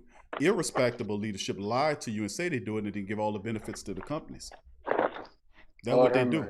That's what they do. Now, while I'm saying all that, I say this is a whole apparatus that's alive right now. That shaped the thinking of the people. They can't come at you with this without them incrementally laying this all out. You said, well, Q, where are you getting this from? There are tons of books that you can read that lay their entire game plan down on how they want to shape your mind and your opinion. And you sitting up here thinking thoughts that you thinking are your thoughts, and they're not your thoughts. They're somebody else's thoughts that you're thinking. And then you have to ask yourself, what are any of the things that I'm thinking actually belong to me? Did they originate from me, or are they something that I got from the television or from the radio or some other source, some politician trying to trick you into thinking that his agenda is right for you when all he doing is selling you up the stream? So you can't stop it. And that's what I'm saying about Kaepernick. Kaepernick ain't all right. I only appreciate what he's doing with Nike, because Nike, to me, is getting their stuff made by people. You can't be against slavery in this country and then go promote and buy stuff from Nike. Why? Because Nike, a lot of them using that stuff over there from the people over there in them third world countries that's not getting paid nothing. That's wrong. You can't do that. You cannot then say that you're against slavery and then go buy a iPhone and they making it over there in the same country that I just spoke about. That's not how this thing go. But I'm saying as a result, there's a whole apparatus that exists, and it's always existed. They have people try to warn you about it. They wrote books on it. They held speeches on it. A lot of people got their lights turned out because they was trying to turn your lights on. So I mean, at the end of the day, what I'm saying is that the guy is a lot more talented than a lot of the people in the league, and he's not getting opportunities that a lot of people are getting. That is obviously it. Now that's the side of it. The other side is that he can start his own league, and I've been for that. I think that if you was a part of a situation or a system that you didn't like and it didn't work right for you and it was wrong, start your own. Gather the people behind you and start your own league, and then that way you will have the power to guide that league in the righteous way that you see fit that it needs to be. That's the blessing in being not in that, so you can focus on having your own, because that's the thing. That's how they get a lot of them to bow down and scrape and compromise themselves, is because they don't have their own stuff and they're trying to join them other people out there. And then people say, you won't get with me, you gonna do this. They know what I'm talking about out there. So I'm gonna tell you like this in here, that exists. Talk that stuff, son. Talk that stuff. Mark Jackson, like I said, Mark Jackson is the same dude. Mark Jackson should have got a phone call or something. But I'm gonna tell you something. Mark Jackson wasn't going along with a lot of stuff that was going on out there, and that's why he don't have a job coaching today. And you got a guy like Stan Van Gundy, who's the Pelican coach. This man was on the. This man was just he got through out of. No, I ain't gonna say that, but he got through out of the Detroit jobs years ago. He been talking on television and games, and then he just all of a sudden the number one candidate for a job. And Mark Jackson is a guy that's known to be. I mean, come on, man. Put together the top team in the league. In the league for 15 plus years as a point guard, respectable. I mean, he has the pedigree and everything. And it ain't a color. Don't get twisted. It ain't a color thing. To my people that look at it in terms of color, it's not a color thing, because I just told you that the devil will accept you regardless of what color, genre, whatever you are. He'll accept you if you're willing to bow your head to him. So it ain't got nothing to do with that. It's a people thing. That's what I'm trying to get people to understand. It's always been a people thing. It's always. It don't matter if you're a woman or a man or anything else. It's a people thing. But if you get caught in the color thing, listen, I'm telling you, that's not what they do. They're way more shifty and clever than that. Because if you look at the top, they got all kind of people, all kind of colors doing wrong at the top. I mean, come on. You got politicians that dirty, they don't color if they black or white. If you got a dirty politician, they don't come in one color, they come in multiple colors. You got good politicians, the same thing. People are people. You got dirty, rotten people, and you got great, good people. It's up to the great, good people, regardless of what color you are, to fight against the dirty, rotten, stinking dog people that's trying to subdue you. I hate to put it like that, but hold on, I really don't like it. How come the stinking, rotten, dirty dog people get more adjectives than than the good. Because the stinking simple Sway, because the dirty, rotten, stinking dog people deserve it, baby. Okay, they deserve it. They deserve that. They deserve that heavy-handedness. Yeah, man. You right, Q, man. That's just was something that was on my mind, man. Like, man, that would have been nice if they would have give him a shot. You know what I'm saying? They said see what he could do. You know what I'm saying? But that makes sense. See. I mean, we'll see. We'll see if he get a shot next year. You know, we'll see. But my thing, but my thing is, even if he don't, bro, listen. If it's like he said it is, and they threw him out there and they did you wrong, you was an injustice done to you. That's a sign to do something else. Go start and build on that. That's what I'm saying. If you don't like that and you want to be an example, be an example, start your own stuff. Like I was on the Ring King boxing show that we do. That's the number one thing I push that a lot of them don't even talk about. Now I sit up here and I know about boxing. Y'all know I know about boxing. I talk about boxing. I say that boxing is one of the most corrupt sports in the country. They're dirty. Dirty. The commissions are stinking, rotten. They're underhanded. You can be bought and all paid for. Majority of them guys taking steroids and all this kind of stuff and enhancing drugs. They get caught all the time. Then Mike Tyson came out of a story I covered it 2 weeks ago, and Mike Tyson was passing the drug test to fight. And he had a prosthetic penis with children urine in it. And that's how he would use it to pass his children's urine. He was using in a prosthetic penis to pass the drug test so he can fight. And he was dirty all the time. He revealed that on Hot Boxing. Maybe he revealed it because he was high as crap because he liked to smoke on there. But he said that, and I covered it. You can Google that and read it from his own words, and I've been saying that for a long time. Is that when there's hundreds of millions of dollars available on the table, you're going to see the worst people come in and try to claim that, and you're going to see the worst characteristics of greed and underhandedness come out for them fighting for that money. But that's people that don't have no moral high ground, that put money over keeping their karma and their spirit clean. That you can see. The reality is, like I said, I don't want to get into a spill about it. I'm gonna say this and I'm gonna leave it alone. Get to the spill, Q. I ain't gonna get to the spill. Yeah, man, get to the spill. I'm not gonna get. Come on, I'm man. not gonna get into the spill, bro, because I think I done said enough. But the reality at the end of the day is this: is that that the universe, and I keep saying this, and I'm gonna keep saying it because it don't change. The universe belonged to you. The Creator didn't just put a little place somewhere called the Garden of Eden, somewhere in Africa or wherever it was. He just didn't make that and say, this is the best of the ground and this is where you're going to be. You know what I'm saying? The Most High don't create barrenness and he don't create waste. The Creator come and he's about abundance. If you look at the world, it's abundant and clear. It's broad. It's abundant. He don't believe in minimalism. He don't give you trees with a few berries on it so you can fight over it. I mean, it's a plush abundance of the universe that you can have. And the universe was created for you. And they know that, and there are books out there that teach you about that and how to activate it for you. But the reality is you have to have discipline, you have to have focus, you have to have determination, and you have to be serious. And then the forces of the universe will work behind your determination, and it will give you what you are working for in the manner of the energy that you're putting out. Which means if you busting and you're focused and you're determined and you're doing the right thing, it'll manifest for you. It'll manifest faster for you if you don't have dirty karma, meaning that you ain't backstabbing, meaning you ain't harming people, meaning you ain't doing nothing that's impacting people and yourself in a negative light.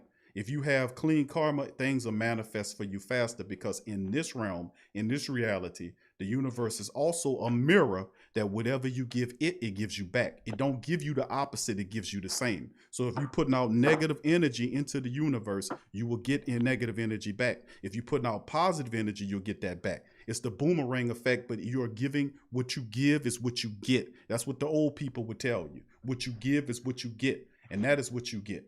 Also, be mindful of what you ask for because the universe will grant it to you, whether you're ready for it or not. So if you ain't ready for the truth, don't you get out there and ask for it until you get your mind and your soul ready for it. So that's what a part of some of the spirituality comes from. That if the universe is abundance, man, don't let them people tell you that it's not. And more often it's created these concepts that you have to work within these constructs to get wealth. No, it's not. If you want to know the answer, you better start developing a relationship with the Most High. That's the bottom line. All I can say, each person out there has the ability to formulate a relationship with the Creator. It's sitting there waiting for you. You meditate and pray and ask for answers. And stop doing stuff that's impacting your karma and yourself in a negative light. Stop doing that. Yeah. Get away from things that are impacting you negatively, or people that's impacting you negative, and get with people that's progressive, that's focused, that's determined, and people that's not decisive. Like, people know that a lot of the stuff out here, the red and blue team is the same team. We smart enough to realize that they can't. You go back in history and research it, they split. They used to be the same thing, and then they split. But see, they lied to you because they know you ain't out there doing your research. Do your research, fam. Right, That's all I'm divide saying. and conquer, baby. Divide and conquer. They can't. They're trying to keep it all to themselves. The universe belongs to you and your family.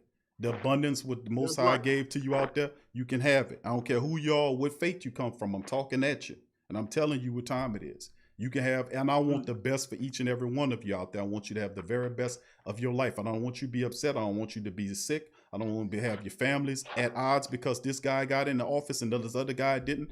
Do not get involved in that because they don't have nothing to do with you. I'm telling you the truth. You don't get the rewards of what they fighting for, and you never get the rewards of what they fighting for. It's all smoke and mirrors and games. I want you to build your life in peace and harmony and help be productive, and do not impact anybody in a negative light, because only person you hurting in the end is yourself. All right. So anyway, that'll be it. Iceman, I'm gonna give you the last word on that before we shut the stream down, bro. We're getting to about 3.5 hours, bro, and that'll probably get us close to our chopping point. Man, look, all I'm gonna say is, who that? I came here to talk football, but I'm leaving with a life lesson, you dig? Shout out Big Q and Sway, man. Iceman checking out. Bro. Big ups to you, Iceman. That's my dog. dog. Peace. That's the Iceman. And Sway, bro, once again, bro, thank you for chiming in on the show today, my friend. As usual, bro. I'm gonna leave the last word with you, my friend, before we check out. Yeah, it's all good. You know, this all good. You know what I'm saying? I'm sitting here and you know what I'm saying, my butt hurting sitting in this chair. I've been sitting in this chair for about 4 hours, but I'm watching this doggone rigged up Tampa Bay game. This thing here so shaky and phony and faulty. You know what I'm saying? All of a sudden the Rams driving, and then they get to the third and they forget to know how to throw the ball. They don't know how to do nothing no more. This is the most rigged up piece of shit I ever seen in my life. Like they're setting up for one of these disgusting ass Tom Brady comebacks, so they could just brag about it, and so they could jerk him off over on ESPN and NFL Network and talk about how great he is and he's a bad man. Man, he don't go sit his stupid looking ass down and all them old Johnson suckers and all in the media because they're getting ready to be on this dude's jock. Excuse my Spanish, everybody. I hear you, but man. anyway, yeah. So anyway, sir. I'm enjoying sitting here watching. I'm in the chat with the fam. They all watching the game, you know, and they seeing what I'm seeing. And anyway, glad to be here. So we about to cut it off, huh, Q? Yeah, we're getting close to that point, bro. And 3.5 hours to the dome, man. And for the rest of the family members, know we'll be back tomorrow on TSC Q&A live on Patreon at 6 p.m. So please feel free if you want to join us. The Sports Coma will not be a Sports Coma show on our YouTube channel. If you want to catch our Tuesday show, which is for our YouTube members and our Patreon champions, feel free to go to our Patreon channel at patreon.com/the Pro Media Network. Join us there as we will cover, all the latest Saints news and notes, the injury reports and whatnot, the latest news.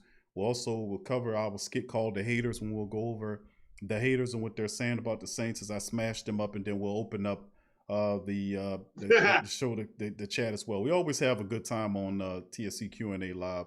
It's fun, man. It's big time. It's fun. So that's a good thing. So yeah, but Sway, bro, once again, thank you for chiming in the show tonight, my friend. I appreciate you chiming in. You stop thanking me, that's like thanking me for coming home. You know what I'm saying? Hey, thank you for coming home. What? This was my home, player. What you mean? I know, bro. I know, but that's just how I am, bro. I thank everybody. I thank the family members for tuning in. We thank you. We thank you for for tuning in with us today. You know what I'm saying? And we thank you for dropping gems today. You heard what I'm saying? Leaving us here with we got an interception by the Rams. We got an interception by the Rams. All right. And we appreciate you dropping jewels and giving us life lessons today, Q. Thank you, sir. Appreciate you, Swade. Thank you for that, bro. And thank all the family members out there. Hopefully the Rams can hold on, man, and beat the Buccaneers, the Succaneers. It's over. It's over with. Okay. It's a minute and 49. A minute and 49. No, that's too much time, up Swade. 3. That's too much time. So the Bucs only got one timeout. What you mean? I mean, we can't underestimate the refs, bro. You know the refs by kneeling. What they gonna do? You saying it's over with? You saying it's over with? That's all they got. Yeah, it should be. Okay. They got one timeout.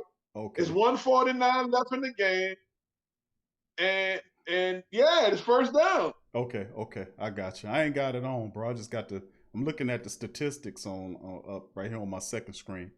They running the ball. Look, they running it. They got him down. It's second down, and the clock is running. All right. They might want to call it. There you go. He called a timeout. Last timeout by the Buccaneers with 1:43 left. They can blame that on Tom Brady. They can blame. He threw it right to that guy, man. How he did that? Right to him. What was he doing? Right to him. Let's see him make a mess of this. As Tampa Bay's imploding before our very eyes, family. They lose to the Rams. So let's not cut off on the family before the game over with.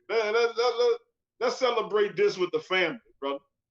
He threw it right to him, Swade. There was nothing there. I mean, what was he throwing to? There was nothing. He overthrew the receiver about 5-10 yards? What was he throwing? That is correct. Tom Brady is imploding in front of our eyes. You know what I'm saying? I want the excuse. They're going to have an excuse for him tomorrow. I want y'all to do y'all homework and watch the excuses they give Tom Brady. Okay, there we go. Let the clock run. That's going to at least get us to what? About a minute. Yeah, they don't have no more timeouts, so. Nope, there are no more timeouts, so they get you about a minute. Then you get another play.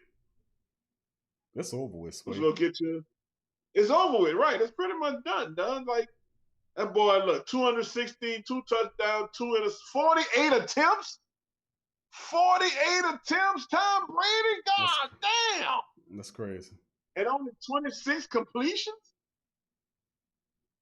That's crazy. Wow, that's almost 50 attempts, bro. For real. The Rams had a hell of the wide receivers, Robert Woods and Cooper Kupp, man. They balled out for him, man. Them guys combined for are you kidding me? 23 receptions for over 175 yards. That's crazy, man. They should leave with 10 seconds.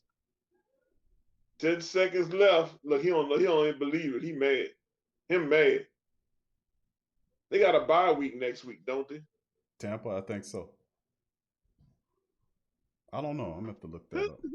This is good, man. This is good, though, man. To be honest with you, this is good. This is good, man. This is good. I had to shut it with the Who Dat. I'm sorry, y'all. I ain't want to cut off at this moment. You know what I'm saying? I want to share this with y'all because we've been on the game. Like I said, my behind hurting right now, and I'm sharing this whole game right now on TV with y'all, and I ain't want to leave since we done came this far. 9 seconds left before we are 2 games ahead in the NFC South. 2 games ahead. I love it because Tampa Bay loses. All the stuff they had going for Tampa. All the stuff they had going for Tampa. Tampa's this. Oh my gosh. Tom Brady, he is the king. Give him his crown. Look at his throne. Look at all the people he have around him. Man, fuck them people, nigga. Excuse my Spanish, y'all. I'm sorry. Man, how you love that? Look at that. 0 is over. It's over. It's over. Huh? The Saints got a 2-game lead. He ain't going to damn nobody off. He ain't going to the middle of the field. He just walking off. You so losing ass mofo. Well, that shows y'all you need to know about the great one. The great one. Let's see and let's get Bruce Arians. Let's hear what Bruce Arians got to say because you know he like to criticize him. So so tomorrow you get to hear Bruce Arians and then all of the people sit up there. He gonna sit up here and look at Bruce Arians. Bruce Arians said, "That's all on Tom Brady, man. Tom Brady. I don't know what he was looking at. He overthrew that guy by 5 to 10 yards, man. That was on Brady, dude, man. He marched him. He could score it or get him in position either score the touchdown or kick the field goal. He threw the interception, and that basically shut the game down, man. They punting now. But they got I'm sorry, this is a late feed here. Punt, that is over, man. Dude, if you watching the late feed, Tom Brady did not walk to the middle of the field. He just walked to the locker room. He didn't want to talk. He didn't want to talk to nobody. He walked to the locker room. Yeah, he walked right past. He walked right to the locker room. I want to see. Yeah, I want to see him talk about that. Talk about that unsportsmanlike conduct. He walked straight to the locker room. So loser. He walked straight to the locker room. How about that? Jared Goff had to bump hands with the ball boy. He said, "Where Tom Brady at?" He went to the locker room. He went to the locker room. He don't want to talk to you. That was shameless, man. That's shameless. Even that most of them guys know you got to go out there and you got to look at Goff and all the rest of them. You got to go out there and show some love, man. That guy walked off the field like that. That's terrible, man. But anyway, Swede, that's gonna do it. That's terrible, man. That's terrible. But I like to thank all the family members. That's just what that sums up Tom Brady for you. So loser, like Swade says, and people looking at what Tom Brady at? Oh, he went to the locker room. And that's what they saying. What, he went to the locker room? Good for him. But anyway, thank all the family members for chiming in on this episode of the show. Big ups to y'all. Thank y'all, man. Please feel free to go to the Pro Shop, family. Check out the Pro Shop. Remember, all of the whatever y'all get at the Pro Shop, the proceeds goes back into the platform, helps build a stronger and better platform. We got new shirts available as well. We got new hats that's coming out. The new Sports Coma hats are available too at the Pro Shop. You can be able to check those out as well. Big ups to the rest of the family members chiming in the live one. Appreciate y'all joining. The Pro Shop link is in the chat. Big ups to the rest of the family members too for joining us for the summation of this show.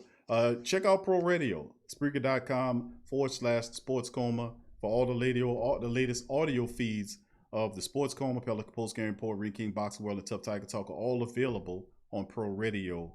Check it out. Also, new and shows that go back quite a distance. You can check those out at Pro Radio. Link in the chat. Also, please feel free to check out our Patreon too. If you believe in what we're doing here, you can help become a member of a YouTube member or become a Patreon member at patreon.com/Pro Media Network. What it does do is it helps to help build a platform as well. And usually our donations go anywhere between $1 or more. There's several options there, depending on what's in your heart to do.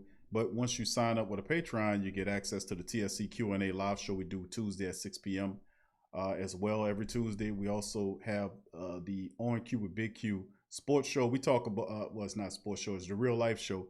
And on Q, we talk about stuff like we just got through talking about a few minutes ago. We cover a lot of that on there. So that's plus 10 plus a dozen or so episodes already available of On Q with Big Q on the Patreon. So if you want to help out and help grow the platform, become a patron. Go to patreon.com/the Pro Media Network for more information. Once again, thank y'all for joining us. Thanks, Wade, for being in the house as well, representing and dropping that fire commentary as well. And thank you guys. Please hit the like button. Please continue to share the links.